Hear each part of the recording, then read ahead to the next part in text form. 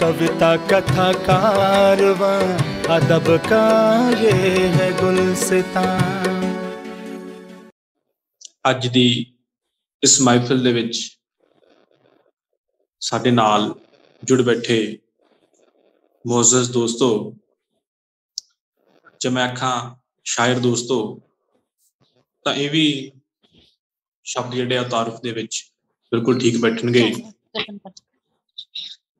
ਸੋ ਸਾਰੇ ਦੋਸਤਾਂ ਨੂੰ ਆਦਾਬ, ਨਮਸਕਾਰ, ਸਤਿ ਸ਼੍ਰੀ ਅਕਾਲ। ਸਤਿ ਸ਼੍ਰੀ ਅਕਾਲ ਜੀ। ਜਿਸ ਤਰ੍ਹਾਂ ਆਪਾਂ ਜਾਣਦੇ ਹਾਂ ਕਿ ਆਪਣੇ ਚੌਗਿਰਦੇ ਦੇ ਵਿੱਚ ਜਾਂ ਆਪਣੇ ਆਸ-ਪਾਸ ਪਿਛਲੇ ਕੁਝ ਦਿਨਾਂ ਤੋਂ ਬੜਾ ਗਮਗੀਨ ਮਾਹੌਲ ਰਿਹਾ। ਕੁਝ ਬਿਮਾਰੀਆਂ ਦਾ ਦੌਰ, ਕੁਝ ਆਰਥਿਕ ਤੌਰ ਦੇ ਉੱਤੇ ਹਿਲਜੁਲਾਂ ਸਾਡੇ ਪਰਿਵਾਰਾਂ ਦੇ ਵਿੱਚ, ਸਾਡੇ ਸਮਾਜ ਦੇ ਵਿੱਚ ਇਹਨਾਂ ਦਿਨਾਂ ਦੇ ਵਿੱਚ ਵੇਖਣ ਨੂੰ ਮਿਲੀਆਂ। ਹਰ ਮਨੁੱਖ ਦਾ ਮੁਸ਼ਕਿਲਾਂ ਦੇ ਵਿੱਚੋਂ ਵਿਚਰਨ ਦਾ ਆਪੋ ਆਪਣਾ ਤਰੀਕਾ ਹੁੰਦਾ ਹੈ। ਕੋਈ ਸੰਗੀਤ ਦੇ ਨਾਲ ਜੁੜਦਾ ਹੈ, ਆਪਣੇ ਅੰਤਰੀਵ ਨੂੰ ਤਾਕਤ ਦੇਣ ਦੇ ਲਈ, ਕੋਈ ਖੇਡਾਂ ਦੇ ਨਾਲ ਜੁੜਦਾ ਹੈ, ਕੋਈ ਗੁਰਬਾਣੀ ਦੇ ਨਾਲ ਜਾਂ ਕੋਈ ਭਗਤੀ ਦੇ ਨਾਲ, ਅਧਿਆਤਮ ਦੇ ਨਾਲ ਜੁੜਦਾ ਹੈ। ਤੋ ਇਸ ਨਿਰਾਸ਼ਾ ਭਰੇ ਦੌਰ ਦੇ ਵਿੱਚ ਅੱਜ ਦਾ ਇਹ ਜਿਹੜਾ ਹੈ ਆਨਲਾਈਨ ਕਵੀ ਦਰਬਾਰ, ਇਹ ਵੀ ਉਸ ਨਿਰਾਸ਼ਾ ਨੂੰ ਕੁਛ ਨਾ ਕੁਛ ਘੱਟ ਜ਼ਰੂਰ ਕਰੇਗਾ। ਇਹ ਮੈਨੂੰ ਉਮੀਦ ਹੈ, ਮੈਨੂੰ ਆਸ ਹੈ। ਔਰ ਇਸ ਉਪਰਾਲੇ ਦੇ ਲਈ ਮੈਂ ਖਾਸ ਤੌਰ ਦੇ ਉੱਤੇ ਸ਼ੁਕਰੀਆ ਕਰਦਾ ਕਵਿਤਾ ਕਥਾ ਕਾਰਵਾਂ ਦੀ ਟੀਮ ਦਾ। ਖਾਸ ਤੌਰ ਦੇ ਉੱਤੇ ਮੈਡਮ ਜਸਪ੍ਰੀਤ ਕੌਰ ਫਲਕ, ਉਹਨਾਂ ਦਾ ਮਸ਼ਕੂਰ ਹਾਂ, ਜਿਨ੍ਹਾਂ ਨੇ ਇਹ ਸਮਾਂ ਬਣਨ ਦਾ ਇੱਕ ਅਵਸਰ ਪੈਦਾ ਕੀਤਾ ਹੈ ਕਿ ਚਲੋ ਜੇ ਅਸੀਂ ਇਹਨਾਂ ਦਿਨਾਂ ਦੇ ਵਿੱਚ ਰੂਬਰੂ ਨਹੀਂ ਜੁੜ ਸਕਦੇ ਤਾਂ ਕਿਉਂ ਨਾ ਅਸੀਂ ਇਸ ਤਰੀਕੇ ਦੇ ਨਾਲ ਆਨਲਾਈਨ ਹੀ ਜਿਹੜਾ ਹੈ ਆਪੋ ਆਪਣੀ ਗੱਲ ਆਖ ਸਕੀਏ। ਸੋ ਜਿਵੇਂ ਆਖਦੇ ਹੁੰਦੇ ਆ ਵੀ ਮੈਂ ਤਾਂ ਇਸ ਨੂੰ ਵੀ ਅਸਲ ਦੇ ਵਿੱਚ ਅੱਧੀ ਮੁਲਾਕਾਤ ਸਮਝਦਾ ਵੀ ਅੱਧੀ ਮੁਲਾਕਾਤ ਦਾ ਜਿਹੜਾ ਹੈ ਜਿਸ ਤਰ੍ਹਾਂ ਹੋ ਜਾਂਦੀ ਹੋਵੇ। ਸੋ ਮੈਂ ਫਿਰ ਤੋਂ ਮਸ਼ਕੂਰ ਹਾਂ। ਔਰ ਬਾਕੀ ਜਿਹੜਾ ਮੈਨੂੰ ਅੱਜ ਦੇ ਇਸ ਕਵੀ ਦਰਬਾਰ ਦੀ ਮਨ ਸੰਚਾਲਨ ਕਰਨ ਦੀ ਜਿਹੜੀ ਜ਼ਿੰਮੇਵਾਰੀ ਮੇਰੇ ਸਿਰ ਲਾਈ ਹੈ ਮੈਡਮ ਜੀ ਨੇ, ਫਲਕ ਮੈਡਮ ਨੇ, ਮੈਂ ਇਸ ਗੱਲ ਤੋਂ ਵੀ ਮੈਂ ਉਹਨਾਂ ਦਾ ਬਹੁਤ ਮਸ਼ਕੂਰ ਹਾਂ ਕਿ ਉਹਨਾਂ ਨੇ ਮੇਰੇ ਤੇ ਉਮੀਦ ਜਿਹੜੀ ਉਹ ਲਾਈ ਹੈ। ਸੋ ਹੁਣ ਮੈਂ ਹਾਜ਼ਰ ਦੋਸਤਾਂ ਨੂੰ ਜਿਹੜੀ ਮੈਂ ਪਹਿਲਾਂ ਬੇਨਤੀ ਕਰਾਂਗਾ ਕਿ ਅੱਜ ਜਿਵੇਂ ਕਿ ਬਾਲ ਮਜ਼ਦੂਰ ਦਿਵਸ ਹੈ, ਵੈਸੇ ਤਾਂ ਇਹ ਆ ਵੀ ਮਜ਼ਦੂਰ ਦੇ ਬਿਨਾਂ ਤਾਂ ਕੋਈ ਦਿਨ ਵੀ ਨਹੀਂ। ਹਰ ਦਿਨ ਮਜ਼ਦੂਰ ਦੀ ਸਾਨੂੰ ਲੋੜ ਪੈਂਦੀ ਹੈ, ਔਰ ਮਜ਼ਦੂਰ ਦੀ ਸਮਾਜ ਨੂੰ ਲੋੜ ਪੈਂਦੀ ਹੈ, ਔਰ ਮਜ਼ਦੂਰ ਨੂੰ ਸਮਾਜ ਦੀ ਲੋੜ ਪੈਂਦੀ ਹੈ। ਪਰ ਫਿਰ ਵੀ ਅੱਜ ਖਾਸ ਤੌਰ ਦੇ ਉੱਤੇ ਬਾਲ ਮਜ਼ਦੂਰਾਂ ਨੂੰ ਸਮਰਪਿਤ ਜਿਹੜਾ ਦਿਨ ਹੈ, ਤੋਂ ਸਾਨੂੰ ਉਹਨਾਂ ਨੂੰ ਯਾਦ ਕਰਨਾ ਜਾਂ ਉਹਨਾਂ ਲਈ ਆਪਣੀਆਂ ਸ਼ੁਭ ਭਾਵਨਾਵਾਂ ਅੱਜ ਪ੍ਰਗਟ ਕਰਨ ਦੇ ਲਈ ਖਾਸ ਤੌਰ ਦੇ ਉੱਤੇ ਜਿਹੜਾ ਹੈ ਉਹ ਉਪਰਾਲਾ ਜਾਂ ਉਹਨਾਂ ਨੂੰ ਯਾਦ ਕਰਨਾ ਚਾਹੀਦਾ। ਯਾਨੀ ਕਿ ਵੈਸੇ ਅਸੀਂ ਕੰਮ ਦੇ ਤੌਰ ਤੇ ਜਿਵੇਂ ਮਜ਼ਦੂਰਾਂ ਨੂੰ ਯਾਦ ਕਰਦੇ ਹਾਂ, ਸਾਨੂੰ ਲੋੜ ਹੁੰਦੀ ਆ, ਪਰ ਅੱਜ ਅਸੀਂ ਉਹਨਾਂ ਦੇ ਕੰਮ ਤੋਂ ਬਗੈਰ ਜਾਂ ਨਿੱਜੀ ਕੰਮ ਤੋਂ ਬਗੈਰ ਅਸੀਂ ਉਹਨਾਂ ਦੇ ਸਮਾਜ ਦੇ ਵਿੱਚ ਜਾਂ ਦੇਸ਼ ਦੇ ਵਿੱਚ ਜਾਂ ਸੰਸਾਰ ਦੇ ਵਿੱਚ ਉਹਨਾਂ ਦੀ ਕੀ ਯੋਗਦਾਨ ਹੈ ਉਸ ਨੂੰ ਅਸੀਂ ਸਲਾਮ ਆਖੀਏ। ਇਸ ਦੇ ਨਾਲ ਜਿਹੜਾ ਹੈ ਸਾਰੇ ਯਾਨੀ ਕਿ ਸਾਡੀਆਂ ਆਪਣੀਆਂ ਦੁਆਵਾਂ ਉਹਨਾਂ ਦੇ ਲਈ ਪ੍ਰਗਟ ਹੋ ਸਕਣ। ਔਰ ਸਾਡੇ ਨਾਲ ਇਸ ਸਮੇਂ ਬਹੁਤ ਹੀ ਮੌਜ਼ਜ਼ ਨਾਮ, ਸਤਿਕਾਰਯੋਗ ਨਾਮ ਡਾਕਟਰ ਜਗਤਾਰ ਸਿੰਘ ਧੀਮਾਨ ਜੀ, ਪ੍ਰੋ ਵਾਈਸ ਚਾਂਸਲਰ ਗੁਰੂ ਕਾਸ਼ੀ ਯੂਨੀਵਰਸਿਟੀ, ਉਹ ਸਾਡੇ ਨਾਲ ਇਸ ਮਹਿਫਿਲ ਦੇ ਵਿੱਚ ਸ਼ਾਮਿਲ ਹੋਏ ਨੇ। ਮੈਂ ਸਭ ਤੋਂ ਪਹਿਲਾਂ ਉਹਨਾਂ ਨੂੰ ਵੀ ਪਿਆਰ ਭਰੀ ਜੀ ਆਇਆਂ ਆਖਦਾ, ਮੋਸਟ ਵੈਲਕਮ ਆਖਦਾ।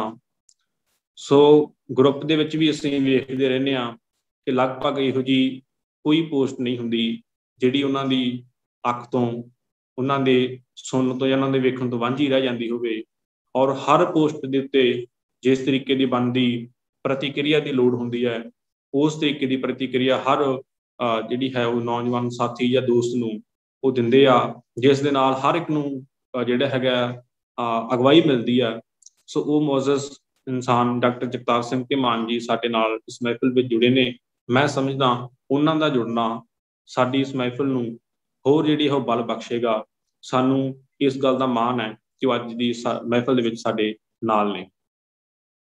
ਸੋ ਜਿਵੇਂ ਮੈਂ ਦੋਸਤਾਂ ਨੂੰ ਗੱਲ ਕੀਤੀ ਸੀ ਕਿ ਅੱਜ ਬਾਲ ਮਜ਼ਦੂਰ ਦਿਵਸ ਹੈ, ਔਰ ਬਾਬਾ ਨਜ਼ਮੀ ਦਾ ਇੱਕ ਸ਼ੇਰ ਸੀ, ਸੋ ਮੈਨੂੰ ਯਾਦ ਆਉਂਦਾ ਹੈ। ਉਹ ਕਹਿੰਦੇ ਸੀ, ਜਿਸ ਧਰਤੀ ਤੇ ਰਾਜਮਾਂ ਟੁੱਕਰ ਖਾਂਦੇ ਨੇ ਮਜ਼ਦੂਰ, ਜਿਸ ਧਰਤੀ ਤੇ ਰਾਜਮਾਂ ਟੁੱਕਰ ਖਾਂਦੇ ਨੇ ਮਜ਼ਦੂਰ, ਉਸ ਧਰਤੀ ਦੇ ਹਾਕਮ ਕੁੱਤੇ, ਉਸ ਧਰਤੀ ਦੇ ਹਾਕਮ ਕੁੱਤੇ, ਉਸ ਦੇ ਹਾਕਮ ਸੂਰ। ਸੋ ਵਾਕਈ ਇਹ ਗੱਲ ਬਿਲਕੁਲ ਠੀਕ ਹੈ ਕਿ ਮਜ਼ਦੂਰ ਹਰ ਇਨਸਾਨ ਦੇ ਲਈ ਕੰਮ ਕਰਦਾ ਹੈ, ਤੇ ਫਿਰ ਵੀ ਜੇਕਰ ਉਹ ਭੁੱਖੇ ਭੇਟ ਸੌਂਦਾ ਹੈ ਤਾਂ ਉਸ ਸਮਾਜ ਨੂੰ ਜਾਂ ਉਸ ਹਾਕਮਾਂ ਨੂੰ ਲਾਹਨਤ ਪਾਉਣੀ ਬਣਦੀ ਹੈ ਕਿ ਮਜ਼ਦੂਰ ਨੂੰ ਇੰਨਾ ਕੰਮ ਕਰਨ ਦੇ ਬਾਵਜੂਦ ਅਗਰ ਭਰ ਭੇਟ ਰੋਟੀ ਵੀ ਨਾ ਮਿਲੇ ਤਾਂ ਬਾਕੀ ਤਾਂ ਇਛਾਵਾਂ ਜਿਹੜੀਆਂ ਉਹਨਾਂ ਦੀਆਂ ਬਹੁਤ ਦੂਰ ਦੀ ਗੱਲ ਹੈ। ਔਰ ਜਿਵੇਂ ਕਿਸੇ ਸ਼ਾਇਰ ਨੇ ਵੀ ਇੱਕ ਸ਼ੇਰ ਸੀਗਾ ਕਿ शहर में मजदूर जैसा दर बदर नहीं कोई, कि शहर में मजदूर जैसा दर बदर नहीं कोई, कि शहर में मजदूर जैसा दर बदर नहीं कोई, जिसने सबके घर बनाए उसका घर नहीं कोई। वाह जी वाह, बहुत खूब। तो ये मजदूर दी इस तराशदी भी असीं आख सकीए ਵੀ ਸਮਾਜ ਦੇ ਵਿੱਚ ਅਸੀਂ ਉਹਨਾਂ ਨੂੰ ਬਦਲੇ ਦੇ ਵਿੱਚ ਜਿਹੜਾ ਹੈ ਸਾਡਾ ਦੇਣਾ ਬਣਦਾ ਸੀ, ਅਸੀਂ ਉਸ ਹੱਦ ਤੱਕ ਨਹੀਂ ਜਿਹੜਾ ਹੈ ਉਹ ਪ੍ਰਦਾਨ ਕਰ ਸਕੇ। ਪਰ ਫਿਰ ਵੀ ਮਜ਼ਦੂਰਾਂ ਨੂੰ, ਸਾਰੀ ਦੁਨੀਆ ਦੇ ਮਜ਼ਦੂਰਾਂ ਨੂੰ ਸਲਾਮ ਹੈ ਕਿ ਉਹ ਆਪਣਾ ਜਿਹੜਾ ਹੈ ਮੁੜਕੇ ਦੇ ਨਾਲ ਧਰਤੀ ਨੂੰ ਔਰ ਸਮਾਜ ਨੂੰ ਖੂਬਸੂਰਤ ਬਣਾਉਣ ਦੇ ਵਿੱਚ ਯੋਗਦਾਨ ਕਰ ਰਿਹਾ। ਬਾਕੀ ਬਾਲ ਮਜ਼ਦੂਰੀ ਦੀ ਆਪਾਂ ਗੱਲ ਕਰਦੇ ਸੀ ਵੀ ਬਾਲ ਜਿਹੜੀ ਹੈ ਮਜ਼ਦੂਰੀ, ਵੈਸੇ ਤਾਂ ਇਹ ਵੀ ਬਾਲ ਉਮਰ ਖੇਡਣ ਦੀ ਆਪਾਂ ਉਮਰ ਜਾਂ ਪੜ੍ਹਨ ਦੀ, ਹਨਾ, ਨੱਚਣ ਟੱਪਣ ਦੀ ਉਮਰ ਆਖਿਆ ਜਾਂਦਾ, ਪਰ ਕਈ ਵਾਰ ਕਿਉਂਕਿ ਮਜ਼ਦੂਰ ਦੇ ਹਾਲਾਤ ਉਸ ਤਰੀਕੇ ਦੇ ਹੁੰਦੇ ਆ, ਜ਼ਿਆਦਾਤਰ ਇਹੀ ਹੁੰਦਾ ਵੀ ਬਚਪਨ ਵੀ ਜਿਹੜਾ ਹੈ ਔਰ ਜਵਾਨੀ ਵੀ ਮਜ਼ਦੂਰ ਦੀ ਕਦੋਂ ਇੱਕ ਸੁਪਨੇ ਦੀ ਤਰ੍ਹਾਂ ਲੰਘ ਜਾਂਦੀ ਹੈ ਜ਼ਿੰਮੇਵਾਰੀਆਂ ਜਾਂ ਕੰਮਾਂ ਕਾਰਾਂ ਦੇ ਵਿੱਚ, ਤੇ ਉਹ ਨਹੀਂ ਪਤਾ ਚੱਲਦਾ। ਸੰਤ ਰਾਮ ਉਦਾਸੀ ਦਾ ਗੀਤ ਸੀ ਕਿ ਮਗਦਾ ਰਹਿਵੇਂ ਸੂਰਜਾ ਕਮੀਆਂ ਦੇ ਵਿਹੜੇ, ਤੇ ਉਹਦੇ ਵਿੱਚ ਉਹਨਾਂ ਨੇ ਇੱਕ ਲਾਈਨ ਕਹੀ ਸੀ ਕਿ ਪਿਓਾਂ ਦੇ ਕਰਜ਼ ਦਾ ਸੂਦ ਨੇ ਪੁੱਤ ਜੰਮਦੇ ਜਿਹੜੇ, ਮਗਦਾ ਰਹਿਵੇਂ ਸੂਰਜਾ ਕਮੀਆਂ ਦੇ ਵਿਹੜੇ। ਸੋ ਕਿੱਡੀ ਇਹ ਦੇਖੋ ਵੱਡੀ ਗੱਲ ਆ, ਸੋਚਣ ਵਾਲੀ ਗੱਲ ਹੈ ਕਿ ਜਿਹੜਾ ਮਜ਼ਦੂਰ ਦਾ ਬੱਚਾ ਪੈਦਾ ਹੁੰਦਾ ਹੈ, ਤਾਂ ਜਦੋਂ ਪੈਦਾ ਹੁੰਦਾ ਤੇ ਲਗਭਗ ਪੈਦਾ ਹੁੰਦੇ ਸਾਰੀ ਉਹਦੇ ਸਿਰ ਜਿਹੜਾ ਹੈ ਆਪਣੇ ਬਾਪ ਦਾ ਕਰਜ਼ ਜਾਂ ਆਪਣੇ ਦਾਦੇ ਦਾ ਕਰਜ਼ ਹੁੰਦਾ ਹੈ। ਤੋ ਜਿਵੇਂ ਕਰਜ਼ ਨੂੰ ਕਰਜ਼ ਦੇ ਇੱਕ ਵਿਆਜ ਦੇ ਤੌਰ ਤੇ ਯਾਨੀ ਕਿ ਪੈਦਾ ਹੁੰਦਾ ਮਜ਼ਦੂਰ ਦਾ ਬੱਚਾ ਵੀ ਜਿਹੜਾ ਹੈ, ਇੰਨੀ ਫਿਰ ਉਸਦੀ ਸਾਰੀ ਉਮਰ ਉਸ ਕਰਜ਼ ਨੂੰ ਪੂਰਾ ਕਰਦਿਆਂ, ਉਸ ਸੂਦ ਨੂੰ ਪੂਰਾ ਕਰਦਿਆਂ ਲੰਘ ਜਾਂਦੀ ਹੈ। ਤੋ ਕੁਦਰਤ ਨੂੰ ਅਸੀਂ ਤਾਂ ਕੁਦਰਤ ਪਰ ਮਜ਼ਦੂਰ ਦਾ ਸਾਥ ਦੇਵੇ, ਉਸਨੂੰ ਚਲੋ ਸਰੀਰਕ ਤੰਦਰੁਸਤੀ ਰਵੇ ਔਰ ਉਸਨੂੰ ਹੌਸਲਾ ਲਗਾਤਾਰ ਮਿਲਦਾ ਰਵੇ। ਤੋ ਇਹ ਵੀ ਇੱਕ ਜਿਹੜੀ ਹੈ ਕੁਦਰਤ ਦੀ ਨਿਆਮਤ ਹੈ। ਔਰ ਜ਼ਿਆਦਾਤਰ ਮੇਰੇ ਵੇਖਣ ਦੇ ਵਿੱਚ ਇਹੀ ਹੈ ਕਿ ਕੁਦਰਤ ਜ਼ਰੂਰ ਮਜ਼ਦੂਰ ਦੇ ਨਾਲ ਇਨਸਾਫ ਕਰਦੀ ਆ, ਉਸਨੂੰ ਉਹ ਬਲ ਬਖਸ਼ਦੀ ਆ, ਆਪਣੀ ਪਰਿਸਥਿਤੀਆਂ ਦੇ ਨਾਲ ਲੜਨ ਦੀ ਇੱਕ ਤਾਕਤ ਦਿੰਦੀ ਹੈ। ਵੇਖਣ ਦੇ ਵਿੱਚ ਬਹੁਤ ਦਫਾ ਇਹ ਗੱਲ ਵੇਖਣ ਨੂੰ ਮਿਲਦੀ ਹੈ ਕਿ ਜਿਹੜੇ ਬੱਚੇ ਜ਼ਿਆਦਾਤਰ ਬਚਪਨ ਦੇ ਵਿੱਚ ਲਾਡਲੇ ਜਾਂ ਆਪਾਂ ਜਿਹਨਾਂ ਨੂੰ ਕਹੀਏ ਫਿਰ ਐਸ਼ ਪ੍ਰਸਤੀ ਕਿਉਂਕਿ ਘਰ ਦਾ ਮਾਹੌਲ ਉਸ ਤਰੀਕੇ ਦਾ ਹੁੰਦਾ, ਹਰ ਬਾਪ ਚਾਹੁੰਦਾ, ਇਕੱਲਾ ਹੀ ਨਹੀਂ ਕਿ ਮਜ਼ਦੂਰ, ਹਰ ਬਾਪ ਵੀ ਮਜ਼ਦੂਰ ਦੀ ਵੀ ਇੱਕ ਆਕਾਂਖਿਆ ਹੁੰਦੀ ਆ, ਉਹ ਵੀ ਆਪਣੀ ਸਮਰੱਥਾ ਦੇ ਅਨੁਸਾਰ ਆਪਣੇ ਬੱਚੇ ਨੂੰ ਜਿੰਨਾ ਲਾਡ ਲਡਾ ਸਕਦਾ, ਜਾਂ ਉਹ ਵੀ ਇੱਕ ਚਾਹੁੰਦਾ ਵੀ ਮੇਰਾ ਬੱਚਾ ਵੀ ਇਹ ਮਹਿਸੂਸ ਕਰੇ ਵੀ ਮੈਂ ਵੀ ਇੱਕ ਜਾਣੀ ਕਿ ਆਮ ਬੱਚਿਆਂ ਵਰਗਾ ਬੱਚਾ, ਉਹ ਆਪਣੀ ਸਮਰੱਥਾ ਦੇ ਨਾਲ ਉਸਨੂੰ ਐਸ਼ ਕਰਵਾਉਂਦਾ। ਪਰ ਫਿਰ ਵੀ ਵੇਖਣ ਨੂੰ ਮਿਲਦਾ ਵੀ ਜਿਹੜੇ ਬੱਚਿਆਂ ਨੂੰ ਜ਼ਿਆਦਾ ਐਸ਼ ਮਿਲਦੀ ਆ ਉਹ ਫਿਰ ਅੱਗੇ ਜਾ ਕੇ ਨਿਕੰਮੇ ਜਾਂ ਕੁਛ ਆਲਸੀ ਜਾਂ ਆਪਾਂ ਕਹਿ ਦਈਏ ਵੀ ਸਰੀਰਕ ਤੌਰ ਦੇ ਉੱਤੇ ਕਮਜ਼ੋਰ ਰਹਿੰਦੇ ਆ, ਕਿਉਂਕਿ ਉਸ ਮੁਸੀਬਤਾਂ ਦੇ ਨਾਲ ਲੜਨ ਦੀ ਉਹਨਾਂ ਦੀ ਸਮਰੱਥਾ ਨਹੀਂ ਬਣੀ ਹੁੰਦੀ। ਕਈ ਵਾਰੀ ਜਿਵੇਂ ਹੁਣ ਮਜ਼ਦੂਰ ਜਿਹੜਾ ਹੈਗਾ ਉਹ ਜਿਸ ਤਰੀਕੇ ਦੀ ਨੀਂਦ ਉਹ ਲੈ ਸਕਦਾ, ਮੈਂ ਮੁਨੱਵਰ ਰਾਣੇ ਦਾ ਇੱਕ ਸ਼ੇਰ ਵੀ ਸੀਗਾ ਕਿ ਉਹ ਕਹਿੰਦਾ थके जिस्म आ जाती है नींद कब इनको, मैंने किसी मजदूर को नींद की गोली नहीं लेते देखा। ਸੋ ਬਹੁਤ ਘੱਟ ਹੁੰਦਾ ਕਿ ਮਜ਼ਦੂਰ ਨੀਂਦ ਦੀ ਗੋਲੀ ਲੈ ਕੇ ਸੌਂਦਾ ਹੋਵੇ। ਇਹ ਕੁਦਰਤੀ ਨਿਆਮਤ, ਉਸਨੂੰ ਭੁੱਖ ਤੇ ਨੀਂਦ ਜਿਹੜੀ ਹੈ ਉਹ ਕੁਦਰਤ ਵੱਲੋਂ ਇੱਕ ਤੋਹਫਾ, ਤੇ ਇਹ ਉਹਨਾਂ ਦੇ ਲਈ ਮੈਂ ਫਿਰ ਤੋਂ ਦੁਆਵਾਂ ਕਰਦਾ ਸਾਰੀ ਦੁਨੀਆ ਦੇ ਮਜ਼ਦੂਰਾਂ ਦੇ ਲਈ ਕਿ ਖੁਦਾ ਉਹਨਾਂ ਦੇ ਲਈ ਆਪਣੀਆਂ ਰਹਿਮਤਾਂ ਔਰ ਆਪਣੀ ਮਿਹਰ ਜਿਹੜੀ ਹੈ ਉਹ ਸਦਾ ਵਰਸਾਵੇ।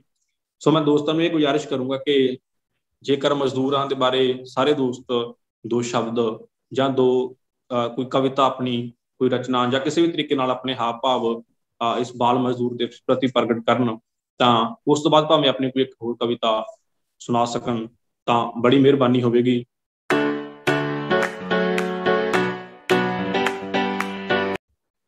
ਤੋਂ ਅਸੀਂ ਹੁਣ ਆਗਾਜ਼ ਕਰਦੇ ਹੋਏ ਸਭ ਤੋਂ ਪਹਿਲਾਂ ਮੈਂ ਸੱਦਾ ਦੇਣ ਜਾ ਰਿਹਾ ਜੀਤ ਘਰਾਂਗਣਾ ਜੀ ਨੂੰ।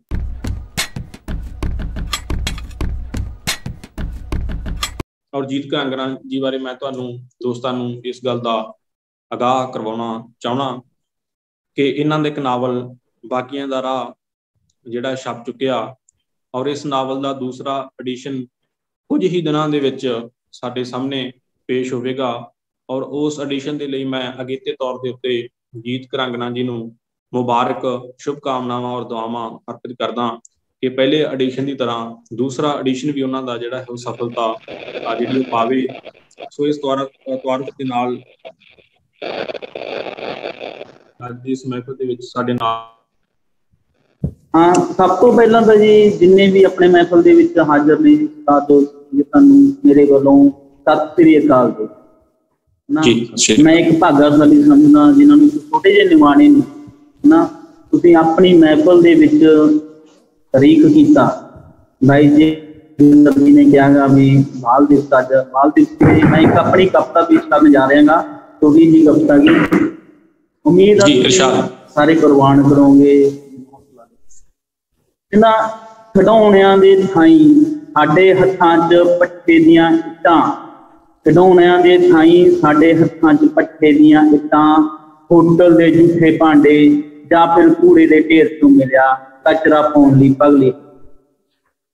ਅਸੀਂ ਬਚਪਨ ਨਹੀਂ ਮੁੱਢੋਂ ਹੀ ਬੋਝ ਹਟਾਉਂਦੇ ਹਾਂ, ਅਸੀਂ ਬਚਪਨ ਨਹੀਂ ਮੁੱਢੋਂ ਹੀ ਬੋਝ ਹਟਾਉਂਦੇ ਹਾਂ।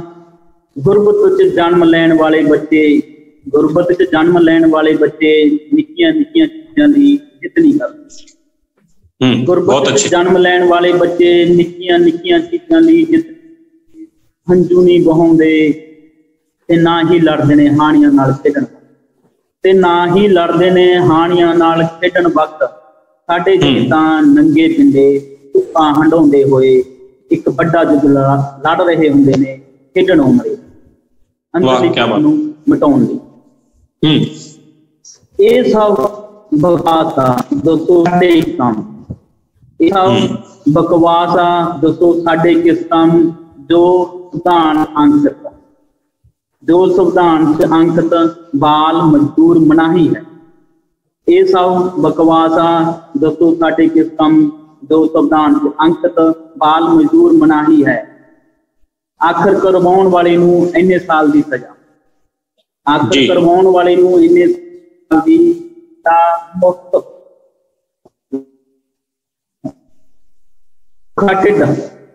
ਭੁੱਖਾ ਢਿੱਡ ਕਦ ਬਹਿੰਦਾ ਹੈ ਉਮਰ ਤੋਂ ਅਣਜਾਣ, ਇਹ ਕਦ ਸਵੀਕਾਰ ਕਰਦਾ ਕਾਨੂੰਨੀ ਬੰਦਸ਼ਾਂ। ਭੁੱਖਾ ਢਿੱਡ ਉਮਰ ਤੋਂ ਅਣਜਾਣ, ਇਹ ਕਦ ਸਵੀਕਾਰ ਕਰਦਾ ਕਾਨੂੰਨੀ ਬੰਦਸ਼ਾਂ। ਇਹ ਕਦ ਬਹਿੰਦਾ ਖੋਲ ਕੈਦਾ, ਇਹ ਕਦ ਬਹਿੰਦਾ ਖੋਲ ਕੈਦਾ, ਜਿੱਥੇ ਲਿਖੀ ਹੁੰਦੀ ਹੈ ਛੋਟੀ ਜਿਹੀ ਕਵਿਤਾ, ਜਿੱਥੇ ਲਿਖੀ ਹੁੰਦੀ ਹੈ ਇੱਕ ਛੋਟੀ ਜਿਹੀ ਕਵਿਤਾ। ਅੱਜ ਦੀਪੂ ਸਕੂਲ ਜਾਊ ਬੈਂਡ ਤੇ ਚੜ, ਅੱਜ ਦੀਪੂ ਸਕੂਲ ਜਾਊ ਬੈਂਡ ਤੇ ਚੜ, ਜਿਸ ਦੇ ਟਿਫਨ ਦੇਸੀ ਘੀ ਦੇ ਪਰਾਂਠੇ, ਸੋਨੇ ਬੈਗ 'ਚ ਇੰਗਲਿਸ਼ ਕਿਤਾਬਾਂ, ਗੋਰੀ ਮੈਡਮ ਪੜ੍ਹਾਈ, ਮੈਦਾਨ ਦਾ ਝੂਲਣਾ। ਬਸ ਇਹਨਾਂ ਨੂੰ ਤਾਂ ਮਤਲਬ ਹੁੰਦਾ ਸਿਰਫ ਤੇ ਸਿਰਫ ਰੋਜ਼ੀ ਦਾ। ਚਾਹੇ ਮੇਰਾ ਦੇਸ਼ ਇਸ ਫਿਕਰ ਨੂੰ ਬਾਲ ਮਜ਼ਦੂਰੀ ਦਾ ਹੀ ਕਿਉਂ ਨਾ ਨਾਂ ਦੇ, ਬਾਲ ਮਜ਼ਦੂਰੀ ਹੀ ਕਿਉਂ ਨਾ ਕਹੇ, ਬਾਲ ਮਜ਼ਦੂਰੀ ਹੀ ਕਿਉਂ ਨਾ ਕਹੇ। ਇਹ ਤਾਂ ਜੀ ਮੇਰੀ ਸੀ ਬਾਲ ਮਜ਼ਦੂਰੀ ਨੂੰ ਸਮਰਪਿਤ। ਬਹੁਤ ਅੱਛੇ ਪ੍ਰਭ ਜੀ, ਅਜੀਤ ਜੀ ਬਹੁਤ ਅੱਛੇ, ਜੀ ਜੀ ਜੀ ਬਹੁਤ ਅੱਛੇ। ਹਾਂਜੀ ਜੀਤ ਜੀ, ਤੁਸੀਂ ਕੋਈ ਹੋਰ ਵੀ ਆਪਣੀ ਕਵਿਤਾ ਜਿਹੜੀ ਹੈ ਇਸ ਵਿਸ਼ੇ ਤੋਂ ਹਟ ਕੇ ਜੇ ਪੇਸ਼ ਕਰਨੀ ਚਾਹੋ हाँ जी, मैं होर कविता गी जी, मैं उम्मीद आ भी तुहानू जरूर पसंद आऊगी, है ना जी। इरशाद। आखन नूं तां है, आखन जी नूं तां बड़ा कुछ है, बस इन्ना ही कहना। आखन नूं तां बड़ा कुछ है, बस इन्ना ही कहना।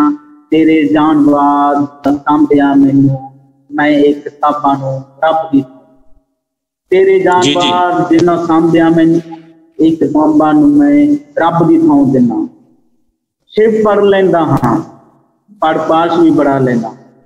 शिव पढ़ लैंदा हां, पढ़ पास भी बड़ा लेना। सुन लैंदा हां लाल सिंह दिल अपनी नाड़ी, खून लैंदा हां लाल सिंह दिल अपनी नाड़ी नाड़ी। संत राम उदासी रूबरू हो, सच सुनो तां मैं मुहब्बत छड्ड अपने घर दी कबीलदारी चुन लैंदा। क्या बात, क्या बात। कंबल बापू दी गल, कंबल बापू दी तुरे पंजाब दे होंके चेते आ। गल कंबल बापू दी तुरे पंजाब दे होंके चेते आवन। अमरता प्रीतम दी वारी मैं इमरोज नूं दिना। अमरता प्रीतम दी वारी मैं इमरोज नूं दिना। क्या हाँ बात, बहुत अच्छा। लुधियानवी ते जद भी खड़ा, हाँ लुधियानवी ते जद भी खड़ा तां तू चेते आवें। हाँ लुधियानवी ते जद भी खड़ा तां तू चेते आवें। अंत अंत गुजरे जमाने नूं मैं पैर दे ठुड्डा मार जहन चों उतार देना। अंत गुजरे जमाने नूं मैं पैर दा ठुड्डा मार जहन चों उतार देना। अणखी दा कोठे खड़क सिंह बाबा दा जुगनाथ। अणखी दा कोठे खड़क सिंह बाबा दा जुगनाथ। पात्र दी पतझड़ एक म्यान दो तलवार। क्या अणखी दा बात, क्या बात। कोठे खड़क सिंह बाबा दा जुगनाथ। पात्र दी पतझड़ एक म्यान दो तलवारां। क्या बात, क्या बात, क्या बात। पात्र दी पतझड़ एक म्यान दो तलवारां। जिन्ना तो जिंद करवान, जिन्ना तो जिंद करवान। इन्ना सब दी बरकत, इन्ना सब दी बरकत मैं तैनू विचार देना। ताइयों तां महरम तेरे जान बाद जिन्ना सांभिया मैनू एक किताबां नूं मैं रब दी थां दिना। एक किताबां नूं मैं रब दी थां दिना। एक किताबां नूं क्या बात। रब दी। शुक्रिया जी। क्या बात भाई, क्या बात। हेलो, बहुत अच्छे, बहुत अच्छे। शुक्रिया जी, बहुत बहुत हाਜ਼ਰੀन। ਤੁਹਾਡੀ ਕਵਿਤਾ ਦੇ ਵਿੱਚ ਮੈਂ ਮਹਿਸੂਸ ਕਰ ਰਿਹਾ ਸੀ ਜਿਸ ਸਮੇਂ ਤੁਸੀਂ ਕਵਿਤਾ ਪੇਸ਼ ਕਰ ਰਹੇ ਸੀ ਕਿ ਜਿਹੜਾ ਇਨਸਾਨ, ਤੁਸੀਂ ਦੇਖੋ ਹਰ ਪੱਖ ਦੇ ਵਿੱਚ ਸ਼ਿਵ ਤੋਂ ਲੈ ਕੇ ਅੱਜ ਦੇ ਦੌਰ ਤੱਕ ਦਾ ਔਰ ਰਾਮ ਸਰੂਪ ਅਣਖੀ ਤੱਕ ਦਾ ਹਰ ਲੇਖ ਨੂੰ ਤੁਸੀਂ ਆਪਣੀ ਕਵਿਤਾ ਦੇ ਵਿੱਚ ਸ਼ਾਮਲ ਕੀਤਾ ਹੈ। ਔਰ ਅਸੀਂ ਇਸ ਗੱਲ ਨੂੰ ਭਲੀ ਭਾਂਤ ਸਮਝ ਸਕਦੇ ਹਾਂ ਕਿ ਜੇਕਰ ਕਵੀ ਆਪਣੀ ਕਵਿਤਾ ਦੇ ਵਿੱਚ ਇੰਨੇ ਸਮਰੱਥ ਲੇਖਕਾਂ ਨੂੰ, ਸ਼ਾਇਰਾਂ ਨੂੰ ਔਰ ਨਾਵਲਕਾਰਾਂ ਨੂੰ, ਕਹਾਣੀਕਾਰਾਂ ਨੂੰ ਜਗ੍ਹਾ ਦੇ ਰਿਹਾ ਤਾਂ ਸੁਭਾਵਿਕ ਹੀ ਹੈ ਕਿ ਉਸ ਕਵੀ ਨੇ ਇਹਨਾਂ ਸਾਰੇ ਹੀ ਲੇਖਕਾਂ ਨੂੰ ਪੜ੍ਹਿਆ ਹੋਵੇ ਔਰ ਆਪਣੇ ਜ਼ਿਹਨ ਦੇ ਵਿੱਚ ਬਿਠਾਇਆ ਹੋਵੇ।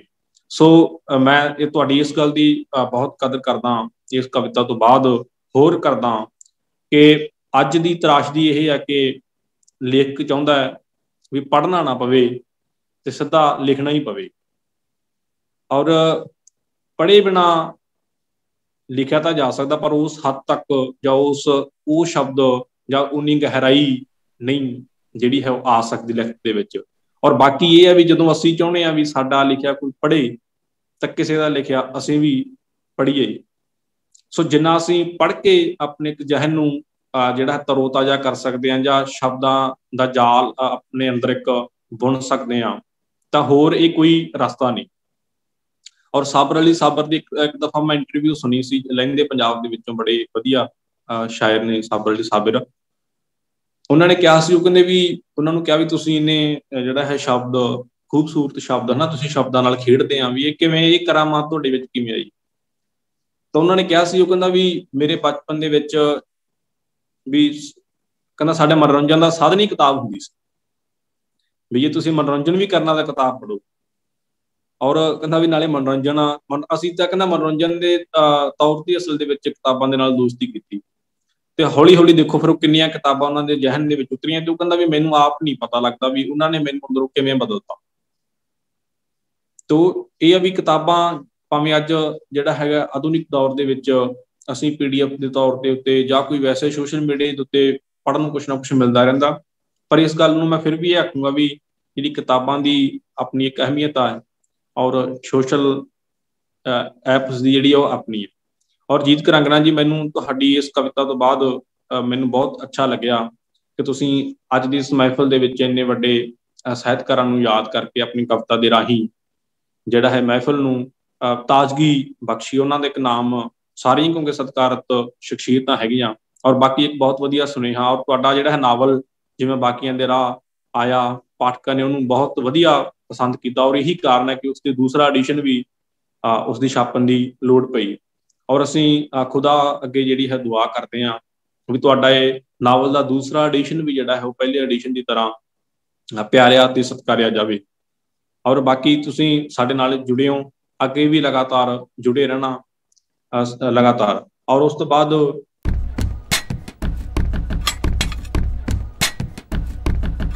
ਹੁਣ ਮੈਂ ਦਾਵਤੇ ਸੁਖਨ ਦੇਣ ਜਾ ਰਿਹਾ।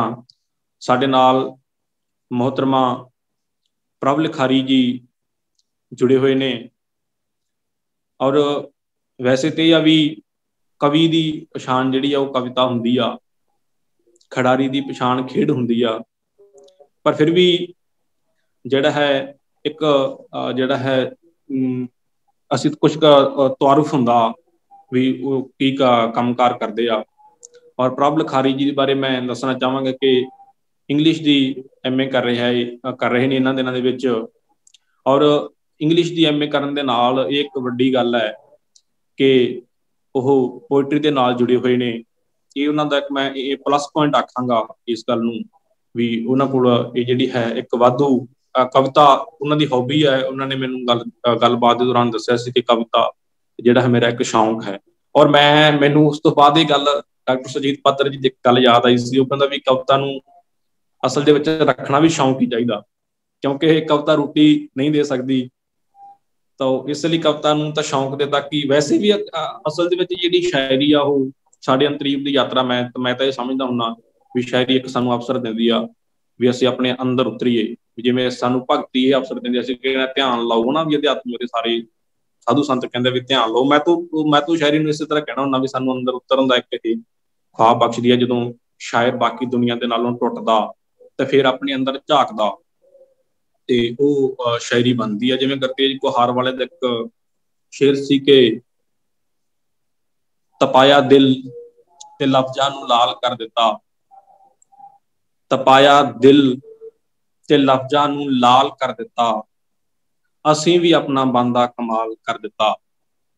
ਤੋ ਸ਼ਾਇਰਾਂ ਨੂੰ ਆਪਣੇ ਦਿਲ ਨੂੰ ਤਪਾ ਕੇ ਜਿਹੜੇ ਸ਼ਬਦਾਂ ਨੂੰ ਲਾਲ ਕਰਨਾ ਪੈਂਦਾ ਹੈ ਤੇ ਫਿਰ ਜਿਹੜੀ ਹੈ ਉਹ ਸਮਾਜ ਦੇ ਵਿੱਚ ਉਹ ਜਿਹੜੀ ਹੈ ਉਹ ਸਮਾਜ ਦੇ ਜ਼ਖਮਾਂ ਦੇ ਉੱਤੇ ਮਦਨ ਦਾ ਕੰਮ ਕਰਦੀ ਹੈ ਉਹ ਸ਼ਾਇਰੀ। ਪਰ ਉਸ ਦੇ ਲਈ ਸ਼ਾਇਰਾਂ ਨੂੰ ਆਪਣਾ ਜਿਹੜਾ ਹੈ ਦਿਲ ਪਹਿਲਾਂ ਤਪਾ ਕੇ ਸ਼ਾਇਰੀ ਦੇ ਵਿੱਚ ਜਾਨ ਬਖਸ਼ਣੀ ਪੈਂਦੀ ਆ। ਸੋ ਮੈਂ ਮੁਹਤਰਮਾ ਪ੍ਰਭ ਲਿਖਾਰੀ ਜੀ ਨੂੰ ਬੜੇ ਪਿਆਰ ਦੇ ਨਾਲ ਆਮੰਤਰਿਤ ਕਰਦਾ ਹਾਂ ਕਿ ਉਹ ਵੀ ਸਾਡੀ ਅੱਜ ਦੀ ਇਸ ਮਹਿਫਲ ਦੇ ਵਿੱਚ ਆਪਣੀ ਹਾਜ਼ਰੀ ਲਗਵਾਉਣ, ਖਾਸ ਤੌਰ ਦੇ ਉੱਤੇ ਬਾਲ ਮਜ਼ਦੂਰਾਂ ਦੇ ਬਾਰੇ ਆਪਣੇ ਦੋ ਸ਼ਬਦ ਜਾਂ ਦੋ ਭਾਵ, ਕੋਈ ਕਵਿਤਾ ਹੋ ਸਕੇ ਤਾਂ ਪੇਸ਼ ਕਰਨ। ਮੁਹਤਰਮਾ ਪ੍ਰਭ ਲਿਖਾਰੀ। ਮੈਂ ਅੱਜ ਜੋ ਰਚਨਾ ਪੇਸ਼ ਕਰਨ ਲੱਗੀ ਹਾਂ ਉਹਦਾ ਟਾਈਟਲ ਹੈ ਜੀ ਕਫਨ ਜੀ। ਸ਼ਾਇਰ ਕਹਿੰਦਾ ਹੈ ਕਿ ਸ਼ਾਮਾਂ ਢਲੀਆਂ ਪੈ ਗਿਆ ਹਨੇਰਾ, ਵੱਡਾ ਹੋ ਗਿਆ ਮਜ਼ਦੂਰ ਦਾ ਵੀ ਘੇਰਾ,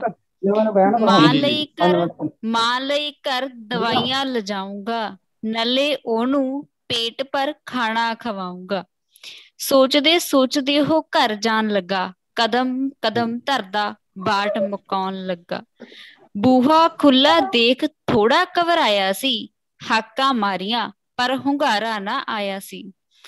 ਅੰਦਰ ਦੇਖ ਉਹ ਸੁੱਧ ਬੁੱਧ ਖੋ ਗਿਆ, ਮਰੀ ਹੋਈ ਮਾਂ ਨਾਲ ਜੱਫੀ ਪਾ ਕੇ ਰੋ ਗਿਆ। ਇੰਨੇ ਨੂੰ ਬਾਪੂ ਘਰ ਪਰਤਿਆ, ਦੇਖ ਸਭ ਉਹਦਾ ਦਿਲ ਨਾ ਟਲਕਿਆ।